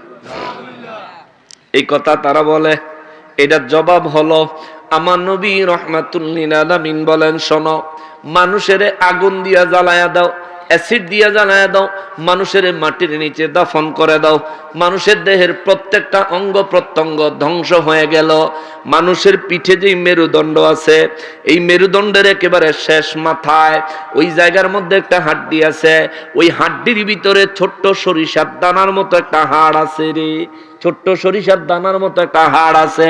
ওই হাড়টা হলো এই মানুষটাকে তার মায়ের গর্ভে আমার আল্লাহ যখন সর্বপ্রথম রক্তপিণ্ডের পরে মাংসের পিণ্ডের পরে হাড্ডি বানাইছেন, মাংসের ভিতরে সর্বপ্রথম হাড্ডিটা ছিল ওই বিন্দু হাড্ডি। আল্লাহ রাব্বুল ইজ্জাত এই জমিনের জন্য, আগুনের জন্য, আল্লাহ তামাম সৃষ্টির জন্য মানুষের দেহের ওই বিন্দু সরিষার দানার ন্যায় হাড্ডিটা খাওয়া, ধ্বংস করে দেওয়া আমার আল্লাহ হারাম করে দিয়েছেন। চিৎকার দিয়া বলেন আল্লাহু আকবার। এই জন্য অনেক মানুষের কবর খুললে হাড্ডিও পাওয়া যায় না। বিধর্মীরা বলে আল্লাহ আমাদেরকে পুনরায় কিভাবে জিন্দা করবে, কিভাবে জিন্দা করবে তার জবাব খোদ আল্লাহ দিয়েছেন। আমি আপনাদেরকে তাফসীরের ভাষায় শোনাবো, ধৈর্যই বলি না, অনেক সময় যাইতেছে গা, 12টা বেজে গেছে গা। কয়টা বাজে ধরলাম? এটা তাফসীর শোনাই, শোনেন বাবা। কি নিয়ে পড়ে রয়েছেন? দুনিয়া নিয়ে। কিসের দুনিয়া নিয়ে পড়ে রয়েছেন? এটা এগুলি কিচ্ছু আপনার না, কিচ্ছু আপনার না। একটু স্বার্থপর হন, আখেরাতের ব্যাপারে স্বার্থপর হন, 100% স্বার্থপর হন। আপনার আখেরাতের জিন্দেগি যেই আমলের দ্বারা বিপজ্জনক হবে, এই আমল করলে 1000 কোটি টাকা লাভ হোক, দরকার নাই, বাদ দেন। 1000 কোটি টাকা জমিনে পড়ে থাকবে, যারা ভোগ করবে এমন আছে তাদের মধ্যে কেউ আপনার কবর জিয়ারত দাঁড়াইতো না। ঠিক কিনা বলেন? সময় নাই, হারা ভিআইপি ম্যান হয়ে যায়। বিভিন্ন জায়গায় পৃথিবীর বিভিন্ন দেশে থাকে। সিলেটের মানুষ তো ম্যাক্সিমাম থাকে আমেরিকায় আর লন্ডনে না। ওইখান থেকে এলাকার একজন আলেমরে ফোন করে দিব, আমার আব্বার কবরটা একটু জিয়ারত করে নেন। দিলাম $100 পাঠাইয়া, বা 100 পাউন্ড পাঠাইয়া দিলাম, যান। কিন্তু আপনার সন্তান আপনার কবরে পারে দাঁড়ানোর সুযোগ পাবে না। অনেক অর্থ তো কামাই দিয়ে গেছেন, হালাল ভাবে দিয়ে যান, লাভ আছে। হালাল ভাবে দিয়ে যান, পৃথিবী যেহেনই থাকুক দৌড়ে আইয়া কবরের পাশে দাঁড়াইব। ঠিক কিনা বলেন? কিন্তু হারাম দিয়া যাইবেন, তে নিজেই তো মাল খাইয়া বলে থাকবো কাইতিয়া। ঠিক কিনা বলেন? নিজেই তো মদ খাইয়া, জুয়া খেললা, পরনারী নিয়ে দুশ্চরিত্র দেখাইতে গিয়া, দুনিয়াদারির লোভে লালসায়, দুনিয়ার ভোগ বিলাসে সে মত্ত হয়ে নিজেকেই নিজে বরবাদ করে দিবে। আপনার খবর নিবে কখন? নিজের খবরই তো তার নাই। রব্বুল ইজ্জাত বলেন, আমার নবী রাহমাতুল লিল আলামিন, নূর নবী রাহমাতুল লিল আলামিন বলেন, মানুষের শরীরের আমার রব্বুল আলামিন এই হাড্ডির মধ্যে সর্বপ্রথম যে বিন্দু হাড্ডিটা বানাইছেন, এই হাড্ডিটা খাওয়া আল্লাহ তামাম সৃষ্টির জন্য হারাম করেছেন। জাহান্নামের ভিতরেও মানুষের পুরো দেহ মুহূর্তের মধ্যে ধ্বংস হয়ে যাবে, ওই হাড্ডিটা দেখে যাবে। ওইখান থেকে মানুষটারে আবার আমার আল্লাহ পূর্ণ আকৃতি দান করবে। জোরে বলেন আল্লাহু আকবার। রব্বুল আলামিন বলেন, তাদেরকে কিভাবে জীবিত করবে এই জবাব আল্লাহর ভাষায় দিব। তবে এই আয়াতের পরের আয়াতে আমার আল্লাহ বলেন, 3 নাম্বার কারণ হলো মৃত্যুর পরে আমি আল্লাহ তাদেরকে জিন্দা করব। জিন্দা করতে পারবো, তাদের কাছ থেকে হিসাব অবশ্যই নিব, এর উপর তারা বিশ্বাস করে না, বরং তারা ঠাট্টা করে। ওয়াকানু ইয়াকুলুন, আর তারা বলে, তারা দুনিয়ার জমিনে বলতে থাকতো কি, আইদা মিতনা ওয়া কুননা তুরাবা ওয়া ইদামান আইন্না লামাবউসুন, আমরা মারা যাওয়ার পরে, আমার দেহ মাটির সাথে মিশে যাওয়ার পরে, আমি মারা যাওয়ার পরে, আমার শরীরের হাড্ডিগুলো মাটির সাথে মিশে যাওয়ার পরে আল্লাহ আবার পুনরায় কেমনে মানে জিন্দা করব? আল্লাহকে আসলেই জিন্দা করব নি? আমার নবী দরবারে কাফেররা এমন বলতো, আরো বলতো, আওয়া আবা উনাল আউয়ালুন, তারা আরো কইতো, আমরা মরলে আমাদের দেহ মাটির সাথে মিশে যাওয়ার পরেও তোমার আল্লাহ, তোমার রবে আমাদেরকে বানাইবো, এটাও বিশ্বাস করতে হইব, নাহলে আমরা বানাইলো কিন্তু আমাকে পূর্বপুরুষে কি করব? হেগো ধারণ হইলো হেগরে বানাইতে পারলেও হেগো আগের যারা মরে গেছে হেগরে আর আল্লাহ বানাইতে পারতো না। নাউজুবিল্লাহ কন্না, জোরে কন্না নাউজুবিল্লাহ। রব্বুল ইজ্জত বলেন 4 নম্বরের তাদের অপরাধ হলো তারা তাদের পূর্বপুরুষদেরকে আমি আল্লাহ জিন্দা করতে পারি, তাদের কাছ থেকেও হিসাব নিব, হাসরের ময়দানে দাঁড়াবে। এই কথার উপর তারা বিশ্বাস করে না, ঈমান রাখে না, ঈমান রাখে না, ঈমান রাখে না। আমার রব্বুল ইজ্জত বলেন, নবী গো, এই 4 কারণে আমি আল্লাহ তাদের জন্য 4 ধরনের মেহমানদারি করব। কয়টা মেহমানদারি? 1 গরম বাতাস, 2 গরম পানি, গরম বাতাস, গরম পানি, 3 হইল উত্তপ্ত গরম অন্ধকারাচ্ছন্ন ধোঁয়া, কালো ধোঁয়া, কালো ধোঁয়া, আর 4 নম্বরে হইল অপমান। এই 4 ধরনের মেহমানদারি আমার আল্লাহ আরশ আজিমের বাম পাশে ফালাইয়া করব। তা করে বাম পাশে দাঁড় করায় আল্লাহ 4 ধরনের অপমান করবেন। অপরাধ 4টা। কয়টা? 1 হইল দুনিয়ার ভোগ বিলাসে মগ্ন হয়ে থাকা, দ্বিতীয়ত হইল পাপের মধ্যে নিজেকে ডুবাইয়া রাখা। এই দুটোটা আমাগো ভিতরে আছে, ঠিক না? এই দুইটাই আমাদের মধ্যে আছে। চেঞ্জ হন ভাই, পরিবর্তন হন, পরিবর্তন হন। দুনিয়ায় আসার সিরিয়াল আছে, যাওয়ার কোন সিরিয়াল। দুনিয়ায় জন্মগ্রহণ করার দিন প্রত্যেকের বয়স এই দুনিয়ার 1 দিন, কিন্তু দুনিয়ার থেকে বিদায়ের দিন সবার বয়স সমান না। আপনার বাবাই যেদিন জন্মগ্রহণ করেছিল আপনার বাবার বয়স সেদিন এই দুনিয়ার 1 দিন হয়েছে, যেদিন জন্মাইছে 1 দিন। আপনার দাদাই যেদিন জন্মাইছে 1 দিন, আপনি যেদিন জন্মাইছেন আপনারও দুনিয়ার বয়স 1 দিন, কিন্তু আপনার দাদাই মারা গেছে, আপনার বাবাই মারা গেছে, বয়স মিলিয়ে দেখেন সমান সমান। আমি এমনও কত দেখেছি, কত দাদার কাঁধে নাতির লাশ। হয় কি হয় না? জোরে বলেন, হয় কি হয় না? আপনারও এমন হতে পারে। মনে করতেছেন অনেক আশা, 2, 4, 5 বছর, 10 বছর, 20, 30 বছর, 50, 100 বছরের প্ল্যান করে রাখছেন, আমি এই করব। ও ভাই, দুনিয়ার জন্য 100 বছরের প্ল্যান করলেন, যে জিন্দেগির কোনো শেষই নাই, ওই জিন্দেগির জন্য কোনো প্ল্যান কি প্রয়োজন নাই? করলেন না কেন? করেন না কেন? আজকে প্ল্যান করেন, আজকে প্ল্যান করেন, আজকে প্ল্যান করেন। দুনিয়ার সব প্ল্যান ধ্বংস হয়ে গেল, আখিরাতের প্ল্যান ধ্বংস করিয়েন না ভাই। নিজেকে নিজে ধ্বংস করে দিবেন, কেউ রক্ষা করবে না, কেউ বাঁচাবে না। নবী বলছেন, মায়ের কাছে সন্তান 1 নেকির জন্য গেলে মা সন্তানের পরিচয় দিত না। আজকের দিনে আমার কি হবে আমি তাই তো জানি না, তোমার 1 নেকি দিয়ে আবার আমার 1 নেকি কমাই। রব্বুল ইজ্জত বলেন, নবী গো, কুল, হুজুর আপনি বলে দেন, ইন্নাল আউয়ালিনা ওয়াল আখিরিন।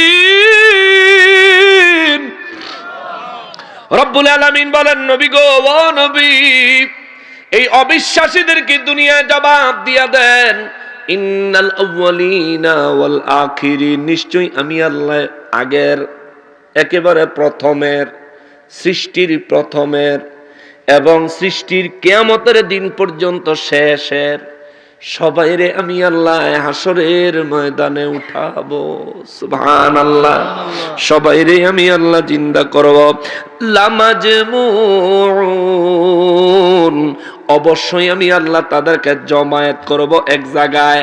আজকের এই সিলেট নাজির বাজারের পাশে এত সুন্দর ঈদগাহ ময়দানে এত সুন্দর আয়োজন করা হয়েছে। সবাই মহব্বতে বলেন আল্লাহুম্মা সাল্লি মাওলানা মুহাম্মদ ওয়া আলা আলিহি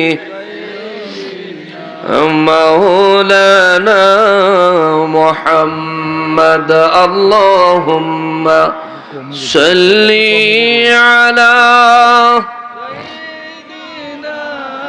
মাওলানা মুহাম্মদ ওয়া আলা আলি সাইয়্যিদিনা।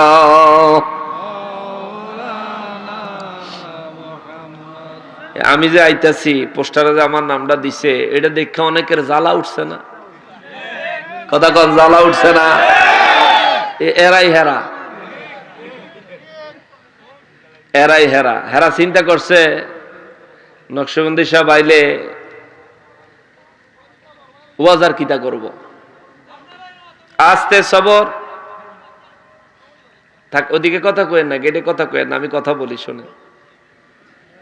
তো তারা যেরম আশা ছিল নকশবন্দি সাহেবরা যেরম সমালোচনা করছে হেরমে আপনাদের সামনে পাইব। অহন দেখা যায় না রে, হেবড়া দিয়ে কোরআন শরীফের ডাইরেক্ট তাফসীর শুরু করছে রে। আমরা কইলাম কি আর দেখতাছি কি? এখন তো ভিতরেটা আমার ডুহাই দেওয়ার লাগে, লেগে এটা বাড়াইছে। ঠিক কিনা বলেন? হিংসা কর, নিন্দা কর, করতে থাক, কোনো লাভ হইতো না। হাসরের ময়দানে গিয়ে দেখবি ইনশাআল্লাহ আমরাই আরশ আজিমের ডান পাশে, তোরে দেখা যাইব বাম পাশে। আইতাছি তোর জায়গা। এই কিলকনি সব তোর কপাল হয় না।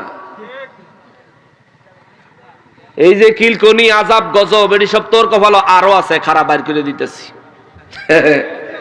আরো আছে। হ্যাঁ মুসলমানেরা রে, আমার পেয়ারা নবীর উম্মতিরা রে, নূর নবী রাহমাতুল লিল আলামিন রে, আমার আল্লাহ কুল নবী গো আপনি বলে দেন ইন্নাল আউয়ালিনা ওয়াল আখিরিন, আমি আল্লাহর সৃষ্টির শুরু থেকে একেবারে কিয়ামতের দিন পর্যন্ত যত সৃষ্টি আমি আল্লাহ সৃষ্টি করেছি সব সৃষ্টি হাসরের ময়দানে অবশ্যই লামাজমুন, আমি আল্লাহ সমস্ত সৃষ্টিকে জমায়েত করব, একত্রিত করব। পশু পাখিগুলো জমায়েত করব, একত্রিত করব। পশু পাখির বিচার হবে, আমি আল্লাহ পশু পাখির বিচার করব এমন যেই দুনিয়ার মধ্যে যেই সবল পশু দুর্বল পশুর উপর যে আঘাত করে, আমি আল্লাহ হাসরের ময়দানে দুর্বল পশুটারে সবল বানায় দিব, দুনিয়ার সবল পশুটারে হাসরের ময়দানে দুর্বল বানায় দিব। বানায় দিয়ে আমি সবল পশুটাকে, দুনিয়ার দুর্বল পশু হাসরের ময়দানের সবল পশুটাকে আমি আল্লাহ ঘোষণা দিব তুমি এবার তার উপর প্রতিশোধ নাও। এখন হাসরের ময়দানে দুনিয়ার দুর্বল পশুটা হাসরের ময়দানে সবল হইয়া ওই দুর্বল দুনিয়ার সবল পশুটাকে হাসরের ময়দানে দুর্বল পায়া তার উপর প্রতিশোধ নিবে। নেওয়ার পর আমার রব্বুল ইজ্জাত তাদেরকে নির্দেশ দিবেন কুন হও, সঙ্গে সঙ্গে তারা মাটির সঙ্গে মিশে যাবে। জোরে বলেন আল্লাহু আকবার। রয়ে যাবে মানব জাতি আর জিন জাতি 120 কাতার। আল্লাহু আকবার। আল্লাহ কয়লা মাজমুন, আমি আল্লাহ অবশ্যই অবশ্যই তাদেরকে জমায়েত করব, একত্রিত করব। ইলা মিকাতি ইয়াউমিম মা'লুম,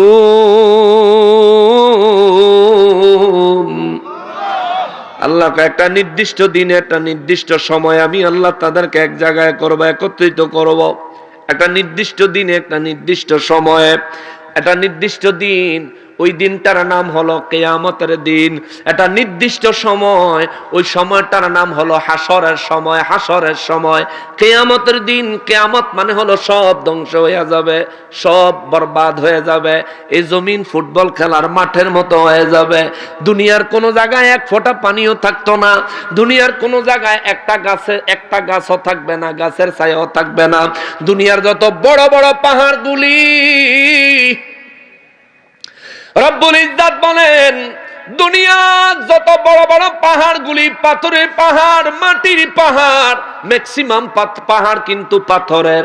আল্লাহ বলেন ওই পাথরের পাহাড়গুলো ইসরাফিল ফেরেশতার সিংহের ফুয়ের আঘাতে এমন ভাবে চূর্ণ বিচূর্ণ হবে, পাহাড়গুলি আল্লাহ আমি রব্বুল আলামিনের ভয়ে এই পাহাড়গুলো দুনিয়ার জমিন থেকে টুকরা টুকরা হইয়া এমন ভাবে ধূলিকণায় পরিণত হবে, এই পাহাড়গুলো বালিতে পরিণত হইয়া বাতাসের সঙ্গে ঘুরতে থাকবে, ঘুরতে থাকবে, ঘুরতে থাকবে। রব্বুল ইজ্জত কয় ওই দিন হবে কিয়ামত, এটা কিয়ামতের দিন। আর সব শেষ হইয়া গেলে মানুষরে আমি আল্লাহ কবর থেকে বের করব, জিন জাতি বের হবে, কবর থেকে মানুষ জাতি বের হবে, বের হইয়া সবাই হাসরের ময়দানে আসবে। আর নির্দিষ্ট সময় ইয়াউমিম মালুম, ওই দিনের নির্দিষ্ট সময়, এটা হলো হাসরের দিন। হাসরের ময়দান থেকে জান্নাতে যাওয়া পর্যন্ত নির্দিষ্ট সময়, হাসরের ময়দান থেকে জাহান্নামে যাওয়া পর্যন্ত নির্দিষ্ট সময়। আল্লাহ কয় এই নির্দিষ্ট সময়ের মধ্যে আমি অবশ্যই তাদেরকে উঠাবো, এই নির্দিষ্ট সময়ের মধ্যে আমি আল্লাহ অবশ্যই তাদেরকে জমায়েত করব, তাদের কাছ থেকে হিসাব নিব, হিসাব নিব, হিসাব নিব।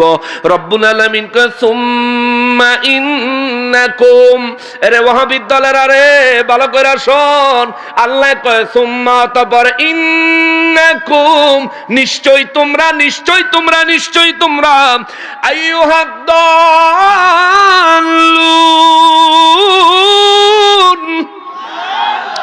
আল্লাহ কয় এ দুনিয়ার এরে নিশ্চয়, অতঃপর তোমরা, নিশ্চয়ই তোমরা, ইন্নাকুম আইয়ুহাদ দাল্লুন, তোমরা পথভ্রষ্ট, পথভ্রষ্টদের দলে দাঁড়াবে।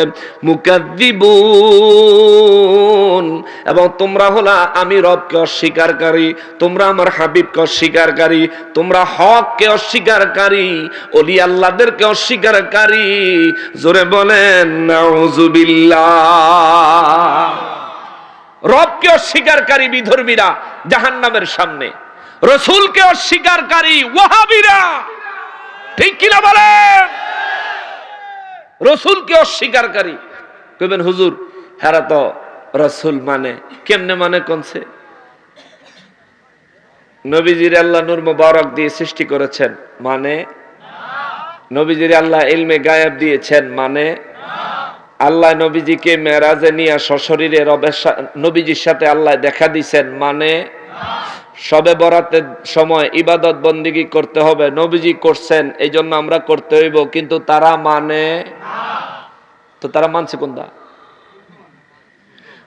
আল্লাহ কোরআন শরীফে বলেন মাইয়ুতিউর রাসূলা ফাকাদ আতা আল্লাহ, যে আমার রাসূলের গোলাম হয়েছে সে আমি আল্লাহর গোলাম হয়ে গেছে। জোরে কোন সুবহানাল্লাহ। যে আমার রাসূলের আনুগত্য করেছে সে আমার আনুগত্য করেছে, যে আমার রাসূলের হয়েছে সে আমার হয়েছে। জোরে কোন সুবহানাল্লাহ। সুবহানাল্লাহ। কিন্তু নবীর গোলামি করলে আল্লাহর গোলামি হয়, ওয়াহাবি মানে? জোরে বলেন মানে? কিতারে ভাই এখন আবার ইদানিং কালে খুব বেশি স্লোগান হয় বীর বাংলার তাওহীদি জনতা। ওরে তাওহীদি তো ইহুদি আর খ্রিস্টান, রিসালাতের জনতা হইলে হইব পাক্কা মুসলমান। শুধু তাওহীদি জনতা কইলে তো ইহুদি খ্রিস্টানের চরিত্র বোঝা যাইব। খালি রিসালাতের লগে দুশ্মন, কয়দিন পরে পরে রিসালাতের বিরোধিতা করো। নারায় রিসালাত হেরা কি মানে? জোরে বলেন মানে? রসুল কেমনে মানছে এরা? আল্লাহ অস্বীকারী কাফের বেঈমান জাহান্নামের সামনে আরশ আজিমের বাম পাশে দাঁড়াবে। রাসূল অস্বীকারী সুন্নি মুসলমান নবীর প্রেমিকের দল ছাড়া বাকি যত দল আছে সব জাহান্নামের সামনে দাঁড়াবে। নবী বলছেন মুসলমানের মধ্যে ৭৩ দল হবে, কুল্লুহুম ফিন্নার ইল্লা মিল্লাতান ওয়াহিদা, একটা মাত্র দল ছাড়া সমস্ত বাকি দলগুলো জাহান্নামে যাবে। নাউযুবিল্লাহ। জোরে কর একটা দল ছাড়া বাকি সব দল জাহান্নামে যাবে। এটা আমার নবী বলেছেন, তিরমিজি শরীফের হাদিস। এক দল জান্নাতে যাবে। সাহাবায়ে কেরাম বলেন হুজুর মান হিয়া, তারা কারা?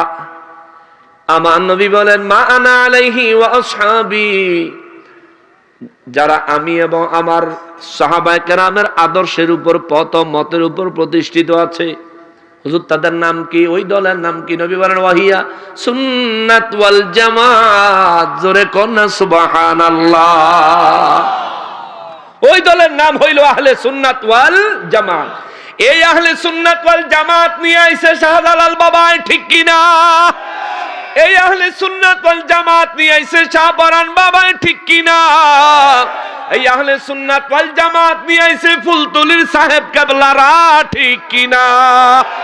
আজ সেই আহলে সুন্নাত ওয়াল জামাত যাদের পছন্দ হয় না, আজ সেই আহলে সুন্নাত ওয়াল জামাত আনয়নকারী ওলি আল্লাহদেরকে যাদের পছন্দ হয় না, আহলে সুন্নাত ওয়াল জামাত দ্বীন ইসলাম এই দেশে প্রতিষ্ঠা করনেওয়ালা আল্লাহর ওলিদের দরবারগুলো যারা হামলা করে ধ্বংস করে দিতে চায়, আমরা বলবো টুপি আর পাঞ্জাবি মুসলমান হওয়ার নিদর্শন না। মুসলমান হওয়ার নিদর্শন হলো ঈমান। কথা বলেন ঠিক কিনা? তুমি যদি মুসলমান হও, তুমি তো মিয়া সাধারণ মুসলমান, আর যার মাজারে হামলা করছো তিনি তো স্পেশাল মুসলমান। তুমি মিয়া মাত্র আল্লাহর বান্দা, তারা হইল আল্লাহর বন্ধু, ঠিক কিনা বলেন? আল্লাহর বান্দা ওই আল্লাহর বন্ধুর দরবারে হামলা করছো, তোমার কি অবস্থা হইব? ওই তো একটা নাম দেখছি, কি জানি নাম? তাহেরপুরি না তাহের আলী? তাহের আলী নামে এক মৌলভী সাহেব সুনামগঞ্জের, মাজার ভাঙার নেতৃত্ব দিছে কয়দিন আগে। আল্লাহর এমন গজবে তারে ধরছে, তার দেহের এই দিক দিয়া এগুলি সব মনে হইতেছে সব ফুইরা কাবাব বানায় লাইছে, টেং টেঙ্গা হয়ে গেছে চান্দু। মরবি তোরা এমনি মরবি, ঠিক কিনা বলেন? আরো এক বদমাইশে আল্লাহর ওলির মাজার ভাঙার জন্য নেতৃত্ব দিয়েছে, পুরা পরিবারে বল্লায় কামড়াইয়া মারছে। মরবি তোরা এমনি মরবি, ঠিক কিনা বলেন? কবরে আযাব হবে, হাসরে আরশে আজিমের বাম পাশে জাহান্নামের আযাব খাবি, ঠিক কিনা বলে? আল্লাহু আকবার।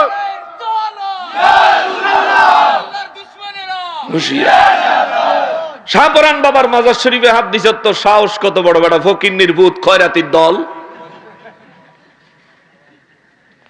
শাহপরান বাবার মাজারও শিরিক হয়, বেদাত হয়, তা তুই মন্দির যে পাহারা দিলি হেন কি আরে? ঠিক কিনা বলেন? ওরা ভাঙলো কত অলির দরবার, পাহারা দিল মন্দির বারবার। ওরা ভাঙলো কত অলির দরবার, পাহারা দিল মন্দির বারবার। নবীর তাজিম হারাম মানে, মূর্তির তাজিম ভালোই জানে, ঠিক কিনা বলে? মূর্তির তাজিম খুব ভালো জানে তারা। ফেসবুকে দেখছেন না, মূর্তির সামনে কি নমস্কার দেয় গো, পাঞ্জাবিও আছে গা, মাশাআল্লাহ মাশাআল্লাহ মাশাআল্লাহ। হ্যাঁ, হারামি জাহান্নামের দল। নবীর তাজিম হারাম মানে, মূর্তির তাজিম ভালোই জানে, আবার গীতা পড়ে কি মধুর, ঠিক কিনা? নবীর নাতে রসুল শুনলে কয় সুন্নিরা গান গায়, নবীর নাতে রসুল শুনলে বলে সুন্নিরা গান গায়, নবীর নাতে রসুল শুনলে বলে সুন্নিরা এই সুরের দলিল কই পায়। নবীর ইয়া নবী সালামু আলাইকা সুরে সুরে সালাম দিলে, নবীর উপর দুরূদ শরীফ সুরে সুরে পড়লে, ফকিন্নির পোলারা কয় আমরা সুরের দলিল কই পাই? তুই যে গীতা পড়লি সুর দিলি, কোন দলিলে কইয়া যা, ঠিক কিনা বলো? গীতা বড় মা গো মা, তুমি গীতার মাস্টার, তো তুমি গীতার মাস্টার যখন, তাহলে তুমি আর হতো তো দিও না, তুমি এই গীতা লইয়াই থাও। তুমি শিরক বেদাত উৎখাত করতে, ফকিন্নির ভূত তুই শিরিক বেদাত উৎখাত করতে শাহপরান বাবার মাজারে যাস কেন? আরে শিরিক বেদাত উৎখাত করতে হইলে তুই যে উগ্র রাস্তা বেছে নিয়েছিস, এটা ইসলামের হেদায়েত প্রাপ্তদের রাস্তা নয়, আল্লাহর রাসূল সাহাবায়ে কেরামের রাস্তা নয়। তাদের রাস্তা হলো মানুষকে ভালোবাসা দিয়া দ্বীনের পথে ডাকো, তার যদি ইচ্ছা হয়, আল্লাহ যদি হেদায়েত দেয় আসবে, নইলে কোনো জোর জুলুম চলবে না। এটা ইসলাম, এটাই ইসলাম। এই কারণে এই দেশে সব ধর্মের মানুষ বসবাস করে, কিন্তু ধর্ম নিয়ে কখনো কেউ কারো উপর আক্রমণ করি না। তুই গিয়ে পাহারা দিলি কিতা, বুঝাইলি কিতা? বিশ্ব দরবারে মেসেজটা দিলি কি? যে এই দেশে যারা মূর্তির পূজারী আছে, যারা মুসলমান ধর্মের বিপরীতে অন্য কোন ধর্মের লোক আছে, মুসলমানরা তাদের উপর হামলা করে, এর লিগে তোরা গিয়া পাহারা দিলি, এটা নিয়ে বুঝাইছ? ফকিনির ভূত নিজের ভাষাত আগুন জ্বালায় হার বড় দুয়ার গন্ধ করতে রে, ঠিক না বলেন? নিজের ভাষার দিকে চাবড়া, তোর লেঙ্গুর আগুন লাগছে। বেদ্যপ এই সমস্ত এদের কারণে বিশ্ব দরবার আমাদের অবস্থা কি হয়েছে জানেন? এখন বিশ্বের যে কোনো দেশ আমাদেরকে এখন ভিসা দিতে চায় না, ভয় পায়। এখন আপনি যদি টুরিস্টের জন্য কোনো ভিসার আবেদন করেন, আপনার মানে মাথার ঘাম পায়ে পড়ে যাবে এই ভিসা পাইতে পাইতে। আমি মুফতি আলাউদ্দিন জিহাদি সাহেব সহকারে আমরা একটা গ্রুপ, আমরা মিশরে, ফিলিস্তিনে, জর্ডানে এবং ইরাকে আমরা জিয়ারতের জন্য সফর দিব রমজানের ঈদের একদিন পরে, এপ্রিলের 2 তারিখে। তার জন্য আমরা প্রস্তুতি নিছি। ভিসার জন্য আমাদের অবস্থা খারাপ হয়ে যাইতেছে, আমরা টিকিট কেটে বই রইছি।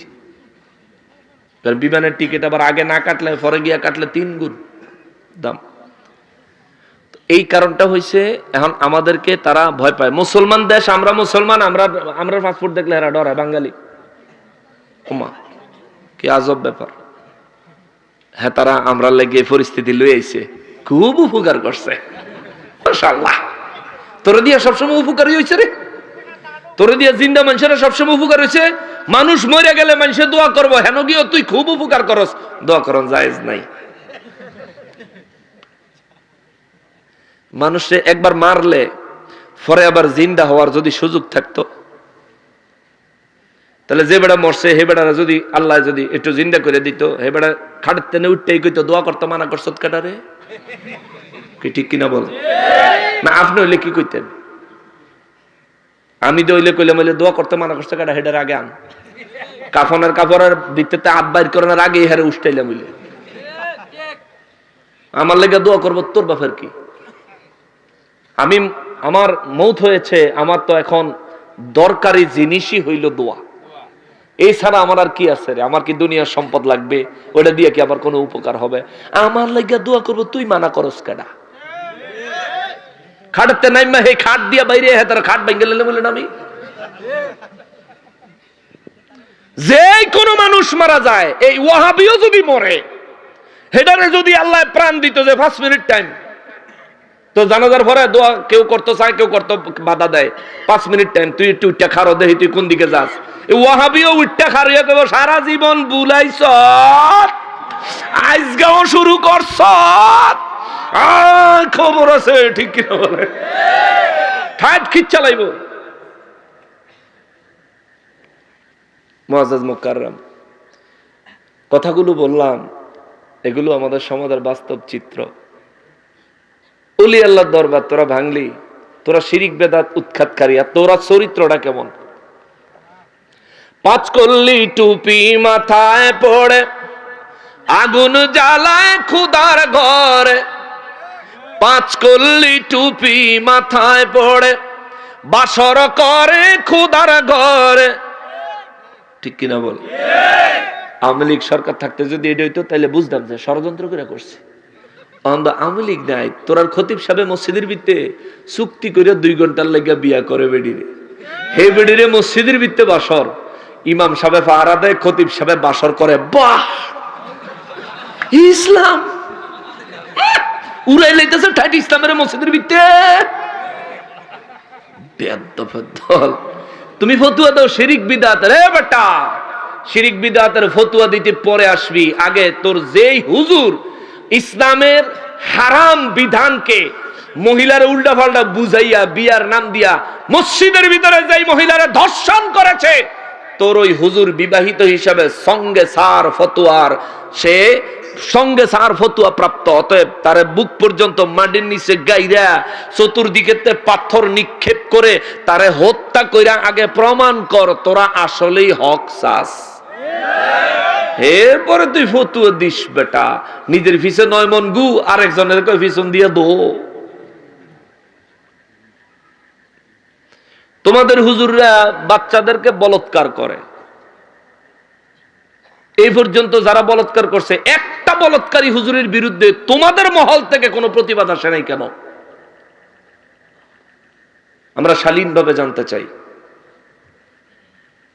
তোমরা তো সুসংগঠিত, আমাদেরকে বলো আমরা বিচ্ছিন্ন, আমরা বিক্ষিপ্ত।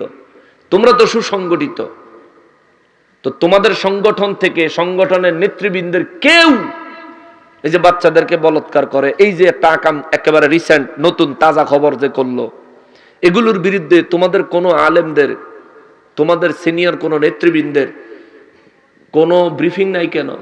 প্রতিবাদ নাই কেন? এদের বিরুদ্ধে তোমাদের অবস্থান নাই কেন? শাহপরান বাবার মাজারে ফারো, অলি আল্লাহদের দরবারে ফারো, অসুবিধা নাই, তোমার খবর নাই। মান আদা লি ওয়ালিয়ান ফাকাদ আযানতুহু বিল হারব। আমি আল্লাহর ওলিদের সাথে দুশমনি করলে আমি তাদের বিরুদ্ধে যুদ্ধ ঘোষণা করলাম। ওই তাহের আলী দেখগা শেষ, ঠিক কিনা বলে? আরো বহুত মৌলবী শেষ। অলি আল্লাহর মাজার শরীফের ভাঙ্গনের এই মেলা কইরা যাওয়ার সময় বহুত লোক শেষ হয়ে গেছে। আইজো যারা আছে কেউ সুখে নাই, সব বরবাদ হয়ে যাইতেছে, ধ্বংস হয়ে যাইতেছে। শোন, অলি আল্লাহরা এদেশে ইসলাম আনছে, 1000 কোটি টাকা কারো কাছ থেকে নিয়া, এই কোটি টাকা ব্যাংক ব্যালেন্স কইরা তারা মাজারে শুয়ে যায় নাই। তারা আসছেন খালি, মাজার শরীফে চলেও গেছেন খালি, শুধু এসে এই দেশের মানুষের মাঝে ইসলামের ছোঁয়া, ইসলামের বাণী, ইসলামের পতাকা উড়াইয়া দিয়া গেছে। তারা তো দুনিয়ার লোভ লালসার জন্য আসে নাই। তুই তো লোভ ছাড়া এক পাও দেস না। তোর আওয়ামী লীগের টেহা দিলে গিয়ে শেখ হাসিনার আম্মাটা হস, ঠিক কিনা বলেন?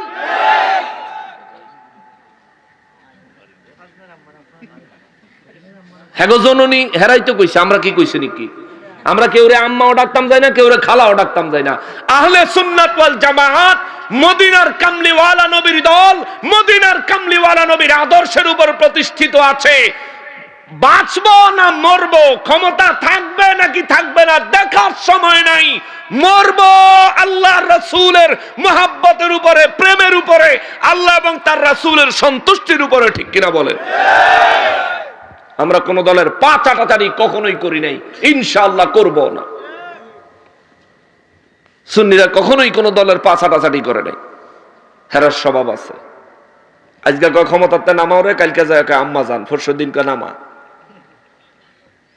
এই কথাগুলো কেন বললাম ভাই? আপনারা আখিরাতের চিন্তা করেন। ওলি আল্লাহদের ব্যাপারে আপনাদের অন্তরে এত দুশ্মনী কেন? ওলি আল্লাহদেরকে বাদ দিলে বেটা তুই তো মুসলমানই না, তোরে ফিরে আবার মুসলমানি করা লাগবে।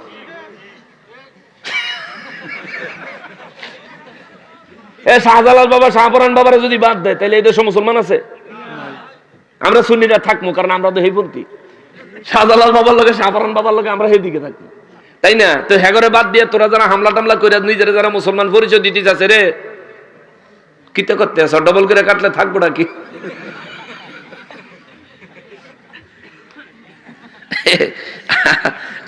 আল্লাহ হেদায়েত দেখ, জোরে কোন আমিন, আরো জোরে কোন আমিন। রব্বুল আলামিন বলেন, সুম্মা ইন্নাকুম, অতঃপর নিশ্চয়ই তোমরা, আইয়ুহাদ দাল্লুন, পথভ্রষ্টের দলেরা রে। আল্লাহ বলেন নিশ্চয় তোমরা পথভ্রষ্টের দলেরা রে। আইয়ুহাদ দাল্লুন আল মুকাদ্দিবুন, পথভ্রষ্টের দলেরা রে, অস্বীকারীর দলেরা রে, অস্বীকার করনেওয়ালারা রে, কুফরি করনেওয়ালারা রে। কে বলে? কথা কয় না। কি অসুবিধা হয়েছে? কে বলেন? আল্লাহ। কে বলেন? জোরে বলেন, কে বলেন? আল্লাহ এবার ডাক দিয়া কয়, সুম্মা, অতঃপর, ইন্নাকুম, নিশ্চয়ই তোরা, নিশ্চয়ই তোমরা, আইয়ুহাদ দাল্লুন, হে পথভ্রষ্টের দল, আল মুকাদ্দিবুন, হে আমি রবকে অস্বীকারীর দল, আমার হাবিবকে অস্বীকারীর দল। লাআকিলুন, নিশ্চয়, নিশ্চয়, অবশ্যই তোরা খাবি। খাওয়াইবো আল্লাহ। এ বাম পাশে ফইলা 4 পদের খাওন দিছই, 5 নম্বর পদের খাওন। লাআকিলুনা মিন শাজারিম মিন যাক্কুম,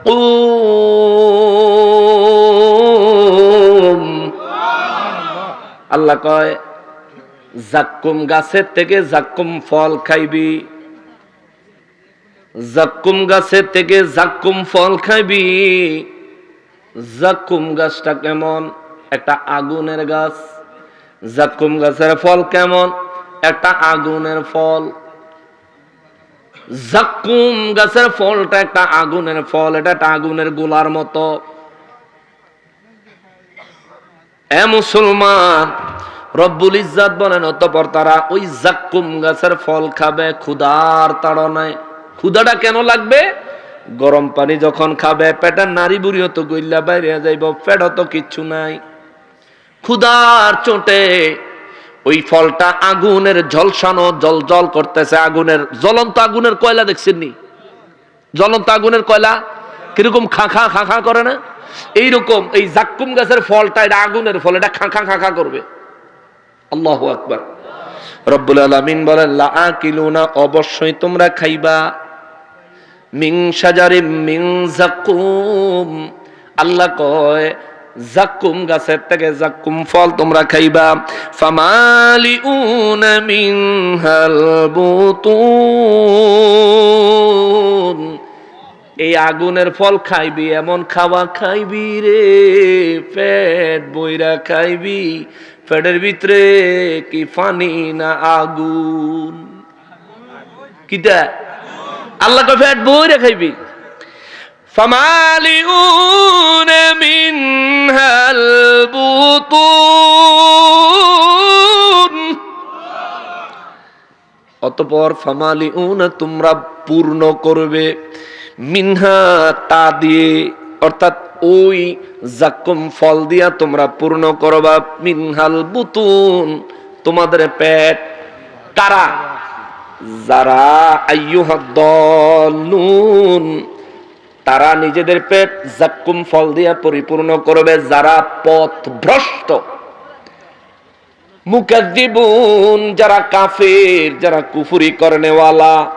এ দুনিয়ায় মুসলমান সেজে আছে কিন্তু পথভ্রষ্ট, তাদের পরিচয় হলো মুনাফিক। অতএব এখানে বলা যায় মুনাফিক এবং কাফেররা জাক্কুম গাছের থেকে আগুনের ফল খাইয়া একেবারে পেট বইরা ফেলাইব, পেটটা একেবারে বইরা ফেলাইব, বইরা ফেলাইব। আল্লাহ বলেন ফাশারিবুনা, পেট যখন বইরা ফেলাইব, পেট যখন পূর্ণ হয়ে যায়, পেট ভরার পরে আমরা পানি খাই কি খাই না? কথা কন, পানি খাই না? পানিটা খাই, যে গলা টলা যা আছে সব আস্তে নিচের দিকে নেমে যাক, তাই না? পানিটা খাই, পানিটা পান করি। আল্লাহ কয় যা আমরা খাবার খাওয়ার সময় যেমনি ভাবে তার মনে একটু দুঃখ আছে, বুঝছেন নি? তারা দুঃখ একটু হেদিকেও আবার এদিকেও, বুঝছেন তো? ওরে প্রেম বিষে ধরছে গো যাহারে, ওরে কি করিব যায় তারে রে, বিষে পরাণ যায়, প্রেম বিষে পরাণ যায় গো, ঠিক কিনা? শোনেন, মনে অনেক ব্যথা আছে, মনের কথা কইয়া যাই। এই আমরা তো খাবার পরিপূর্ণ পেট ভরে যখন খাই তখন পানি খাই। আল্লাহ কয় ফাশারিবুনা, এরপর তারা পানি খাইব, পান করবে, আলাইহি মিনাল হামিম, ওই যে গরম পানি খাইছিল সব বেরিয়ে গেছিল, মনে আছে? আবার এই গরম পানি, হায় হায়, উত্তপ্ত গরম পানি রব্বুল ইজ্জাত বলেন আবার তারা পান করবে। আগুনের ফল টল যা খাইছে জাক্কুম টাক্কুম সব বেরিয়ে যাব। জাক্কুম ফলের আর একটা বর্ণনা আছে, জাক্কুম ফলটা হবে 3 কাঁটা বিশিষ্ট। কয় কাঁটা? জাক্কুম ফলের ভিতরে 3টা কাঁটা থাকবে। নবী রাহমাতুল লিল আলামিন বলেন এই জাহান্নামীরা যখন জাক্কুম ফল মুখের মধ্যে দিবে, এমনিতেই আগুন, তারপর ক্ষুধার চোটে চিবানোর চেষ্টা করবে, চাবাইলে দেখবো আগুনের গোল্লা রাবারের মতন লাগে, রাবারের মতন লাগে। চিবাইতাছে চিবাইতাছে চিবাইতাছে। কোন কথাটা কইতে দিয়েছিলাম? জাক্কুম। জাক্কুম ফলটা আগুনের ফল কিন্তু রাবারের মতো। জাহান্নামীরা মুখের মধ্যে দিয়া চাবাইব। অনেক বেশি ক্ষুধা যখন লাগে খাবার মুখে দিয়ে টকাস করে গিলালায়, ঠিক না? আগে তাড়াতাড়ি পেটে পাঠা, জ্বালা আগে মিডা, আগে তাড়াতাড়ি পেটে পাঠা। তো জাক্কুম ফলটা হইল আগুনের ফল কিন্তু রাবারের মতো। এইটাতে হিদাতে সিবাইয়া টিবাইয়া যখন দেখবো যে আর সুবিধা করতে না, ফেটার খিদার ঠেলায় গিলা ফেলাইবো। নবী রহমাতুল্লিল আলামিন বলেন এই ফলটা গিলার সময় এই কণ্ঠনালীর এইখানে গিয়া এটার ভিতরে 3টা কাঁটা, 3 দিকে, সামনে একটা 2 দিকে 2টা, অথবা পিছনে একটা 2 দিকে 2টা, অথবা এই গলার 3 দিক দিয়া 3টা, গলা এবং ঘাড়ের 3 দিক দিয়ে 3টা কাঁটা একদম ভ্যাট করে বাইরে হয়ে যাবো। জোরে কর না আল্লাহু আকবার। বাইরে গেলে গলার মধ্যে আটকে যাবে। একটা ইলিশ মাছের কাঁটা গলা আটকাইলে লাখ লাখ টিয়া ডাক্তাররে দে, ডাক্তাররে টিয়া নে, কিন্তু এটা বার কর। ঠিক কিনা বলেন? কত কষ্ট করি, অত বড় বড় ভাতের গোল্লা বানায়া না সবাই আনন্দই গিলি, কাটা তুই নাম, হ্যাঁ কাটা তুই নাম। কিন্তু সেদিন এটা গলার মধ্যে আটকাইব কি একটা জ্বালা, মরণ নাই। দুনিয়াতে এরকম গলা আটকাইলে তো মরে গেল গইলে, জ্বালা শেষ, মরে গেছি, যন্ত্রণা শেষ। নবী রহমাতুল্লিল আলামিন বলেন 3 দিক দিয়ে 3 কাঁটা বের হয়ে যাবে, তখন এই ব্যক্তি যখন চিৎকার দিতে থাকবে রে, রব্বুল আলামিন ফেরেশতাদেরকে বলবে তার চিৎকার থামা। ফেরেশতারা দৌড়ে যাইব লগে। এই যে আগের দিনে চাউলের গুঁড়ি করতো, এটা কি কয়, কাইলসিয়া কয় ঢাকার ভাষা। হ্যাঁ মাশাআল্লাহ মাশাআল্লাহ। এই যে চাউল দিয়া পরে এটার মধ্যে ফারায়নি, ফারাইয়া এটা ইয়া করে। তো ফেরেশতারা এরকম পিলারের মতন মোড়া এটা লুই আইব, লুই আইয়া এটারে কলাটা এমনি দিয়ে আকরাইব বিশাল কইরা, আকরা এটার মুখের মধ্যে দিব পার। ফারাইতে ফারাইতে শরীর 3 টুকরা করে নিচে দিয়ে নামাইব। জোরে কর আল্লাহু আকবার। নাউযুবিল্লাহি মিন যালিক। ওহাবিরা তোরা ভালো করে ওহাবিগিরি কর, খাইস জাক্কুম ফল খাইস, জনমের খাওন খাইস। আমরা দুনিয়ার তবারুক খাই, বিরিয়ানি খাই, হাসরের ময়দানও খামু। ঠিক কিনা বলে? হাসরের ময়দানে আর সাজমের ডাইন পাশে জাগরে রাখবো। আল্লাহ কইছে হেগরে সর্বপ্রথম মেহমানদারি করব মদ দিয়ে, মদ শরাব, এটা জান্নাতি শরাব। ওই শরাবের কথা আল্লাহ আবার এই সূরা ওয়াকিয়াতে বলে দিয়েছে। ওই শরাব খাইলে কেউ সেন্সলেস হইতো না, জ্ঞান হারাইতো না, কারো মাথা ব্যথা করতো না, ঘুরাইতো না। সুবহানাল্লাহ কর। দুনিয়ার মদ খাইলে জ্ঞান থাকে না, দুনিয়ার মদ খাইলে মাথা ঘুরায়, মাথা ব্যথা করে।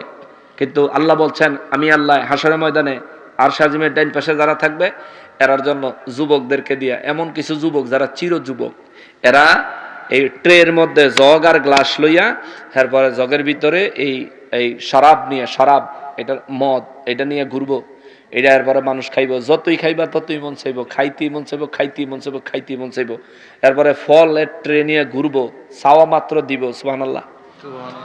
আমরা এইভাবে খাইব, আমরা এইভাবে খাইতে থাকবো আর আরামে থাকতে থাকবো। আল্লাহ এইভাবে আমাদেরকে কবুল করে। জোরে কোন আমিন। আর সাজিমের ডান পাশে যারা থাকবে তাদের আমলনামা যখন আসবে ডান হাতে চলে আসবে। আর সাজিমের বাম পাশে যারা থাকবে হেরা চিন্তা করবে আমলনামা আইন পর্যন্ত লাস্ট একটা চান্স আছে, এই চান্সে কাম দিয়ে দিব। এই চিন্তা করবে আমলনামা যখন উপরে তো আইতাছে আইতাছে, হেরা ডাইনাত খালি পাতবো, হাতে পড়ুক, ডাইনাতে লমু। কিন্তু রব্বুল ইজ্জাত সেদিন তার হাতের নিয়ন্ত্রণ খোদ নিজে নিয়ে নিবেন। নবী বলেন তার নিজের হাত নিজের বুকে আঘাত করবে, নিজের বুক চিরে, পিঠ চিরে নিজের হাত, বাম হাত বের হয়ে যাবে এবং পিঠের পিছনে তার আমলনামা বাম হাতে এসে পড়বে। জোরে বলেন নাউযুবিল্লাহ। এই হবে পরিস্থিতি। এই জন্য নবী বলেন তার দেহ থেকে এই শরীর 3 টুকরা করে বাইর করব। এরপরেও হেতের এই শরীর 3 টুকরা করে বাইর করার পরে আবার সাথে সাথে দেহ আগের জায়গায় চলে আসবে। তাও ক্ষুধার ঠেলা আবার ওইটা খাইব। এই জন্য আল্লাহ কয় খাইব যে ফামালি উনা মিনহাল বুতুন, একেবারে পেট ভর্তি করে খাইব। সেই কাদার গাই খাইতে থাকবো, কিলকনি খাইতে থাকবো, আবার এর ভিতরে খাইতেও থাকবো। খাওয়ার শেষে ফাশারিবুন আলাইহি মিনাল হামিম, তারা পান করবে পানি হিসেবে ওই গরম পানি। আবার সবকিছু নারী বুড়ি সবকিছু পচে গলে বের হয়ে যাবে। এখন এই গরম পানিটা কদ্দুর খাইবো? আমরা একটা নর্মাল পানি যেই পরিমাণে খাই, গরম পানিকে এত খাইতে পারি? অল্প একটু খাই, এই পরে দূর বেশি গরম ভালো লাগে না। কুসুম কুসুম গরম হলেও তো তৃপ্তি সহকারে পানি খাইতে পারি না। কিন্তু আল্লাহ কয় এই যে গরম পানি, এই জাহান্নামের খাওয়ামো, কি পরিমাণে খাইবো? ফাশারিবুনা শুরবাল হিম, পিপাসার্ত উটের ন্যায়। পিপাসার্ত উট, হিম, হাইম বলতে আরব দেশে এমন একটা উটকে বোঝায় যে উটের একটা রোগ আছে। কি রোগ? এই উটের খালি পিপাসা লাগে, সে পানি খাইতেই থাকে কিন্তু তার পিপাসা মিটে না। এটা তার রোগ উটের। ওই উটের সাথে আল্লাহ তুলনা দিচ্ছেন ফাশারিবুনা শুরবাল হিম, ওই পিপাসার রোগে আক্রান্ত রোগী উটের মতো এই লোক এই গরম পানি হেন্দা নারী বুড়ি সব বাইরে যাইতেছে, হেন্দা হাতে খাইতেই আছে। নাউজুবিল্লাহ কর। এই চলতে থাকবো, উপায় নাই, উপায় নাই, উপায় নাই। আল্লাহ বলেন হাযা নুজুলুহুম ইয়াউমাদ্দিন।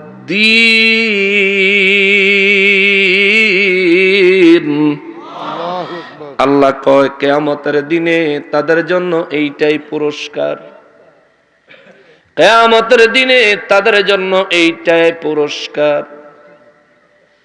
আল্লাহর পক্ষ থেকে এইটাই পুরস্কার হবে। এই বয়ান থেকে আপনাদের কাছে দুইটা হাত জোড় করে দেই আমার ভাইয়ারা, অনুরোধ করি রে ও ভাই, দুইটা পায়ের কাছে দুইটা হাত জোড় করে আমার অনুরোধ করি তোমার পায়ের কাছে, ভাই নামাজ ছেড়ো না, আখেরাত কি ভুলে যাও না। দুনিয়ার হায়াতের জীবন বড় মূল্যবান জীবন রে, এই দুনিয়ার হায়াত বড় মূল্যবান হায়াত রে। একটা বার যদি প্রাণ পাখি বের হয়ে যায়, হায়াতটা যদি শেষ হয়ে যায়, বিশ্বাস করো এক মুহূর্ত সময় তুমি পাবা না। একবার তওবা করবা, শুধু একবার আস্তাগফিরুল্লাহ বলার মতন সময়ও তোমাকে দেওয়া হবে না হায়াত ফুরিয়ে গেলে। অতএব আমার ভাই, সময় থাকতে নিজের যৌবনকে আল্লাহর ইবাদতে মগ্ন করো, দুনিয়ার ভোগ বিলাসিতায় নয়। হালালের মধ্যে নিজের জীবন যাপন করো, হারামের মধ্যে নয়। মুমিনের মতো ইসলামী জিন্দেগি যাপন করো, ওলি আল্লাহদের সোহবত হাসিল করো, মা বাবার খেদমত করো, নবী রহমাতুল লিল আলামিনের প্রেম ভালোবাসা অর্জন করো, রব্বুল ইজ্জাতের ভয় দিয়ে তোমার কলবটাকে পরিপূর্ণ করো। যখন নামাজে সেজদা লাগাইবি, নামাজ পড়া লাগবো এই জন্য সেজদা দিস না, সেজদা দিবি খোদ রব্বুল আলামিনের ভয়ে, তার কুদরতের কদম মোবারকে সেজদা লাগাবি। দেখবি সেজদা দিবি, প্রতিটা সেজদায় তোর চোখ দিয়ে গড়ায়া আল্লাহর কুদরতের কদমে পানি পড়বে। কথা বলেন ঠিক কিনা? চারটা জিনিস হাসিল করবা আমার ভাই, আল্লাহর ভয়, নবীর মহব্বত, মা বাবার খেদমত, ওলি আল্লাহর সোহবত। এই চার জিনিস, আল্লাহর ভয়, নবীর ভালোবাসা, আল্লাহর ভয়, নবীর ভালোবাসা, ওলি আল্লাহর সোহবত, সঙ্গ লাভ করবেন, আর মা বাবার খেদমত করবেন। এই চারটা জিনিস ঠিক রাখলে ইনশাআল্লাহ দুনিয়া আখিরাতে আপনার কোনো জায়গায় কোনো ঠেকা নাই, কোন জায়গায় আপনারা আটকানোর কোনো ব্যবস্থা নাই। আল্লাহ আপনাকে পার করে দিবে, দয়াল নবী আপনাকে সুপারিশ করবে, ওলি আল্লাহরা আপনার জন্য নবীর দরবারে সুপারিশ রাখবেন। নবীজি ওলি আল্লাহদের কথার কারণে আপনার জন্য আল্লাহর দরবারে সুপারিশ থাকবেন। জোরে কন্যা সুবহানাল্লাহ।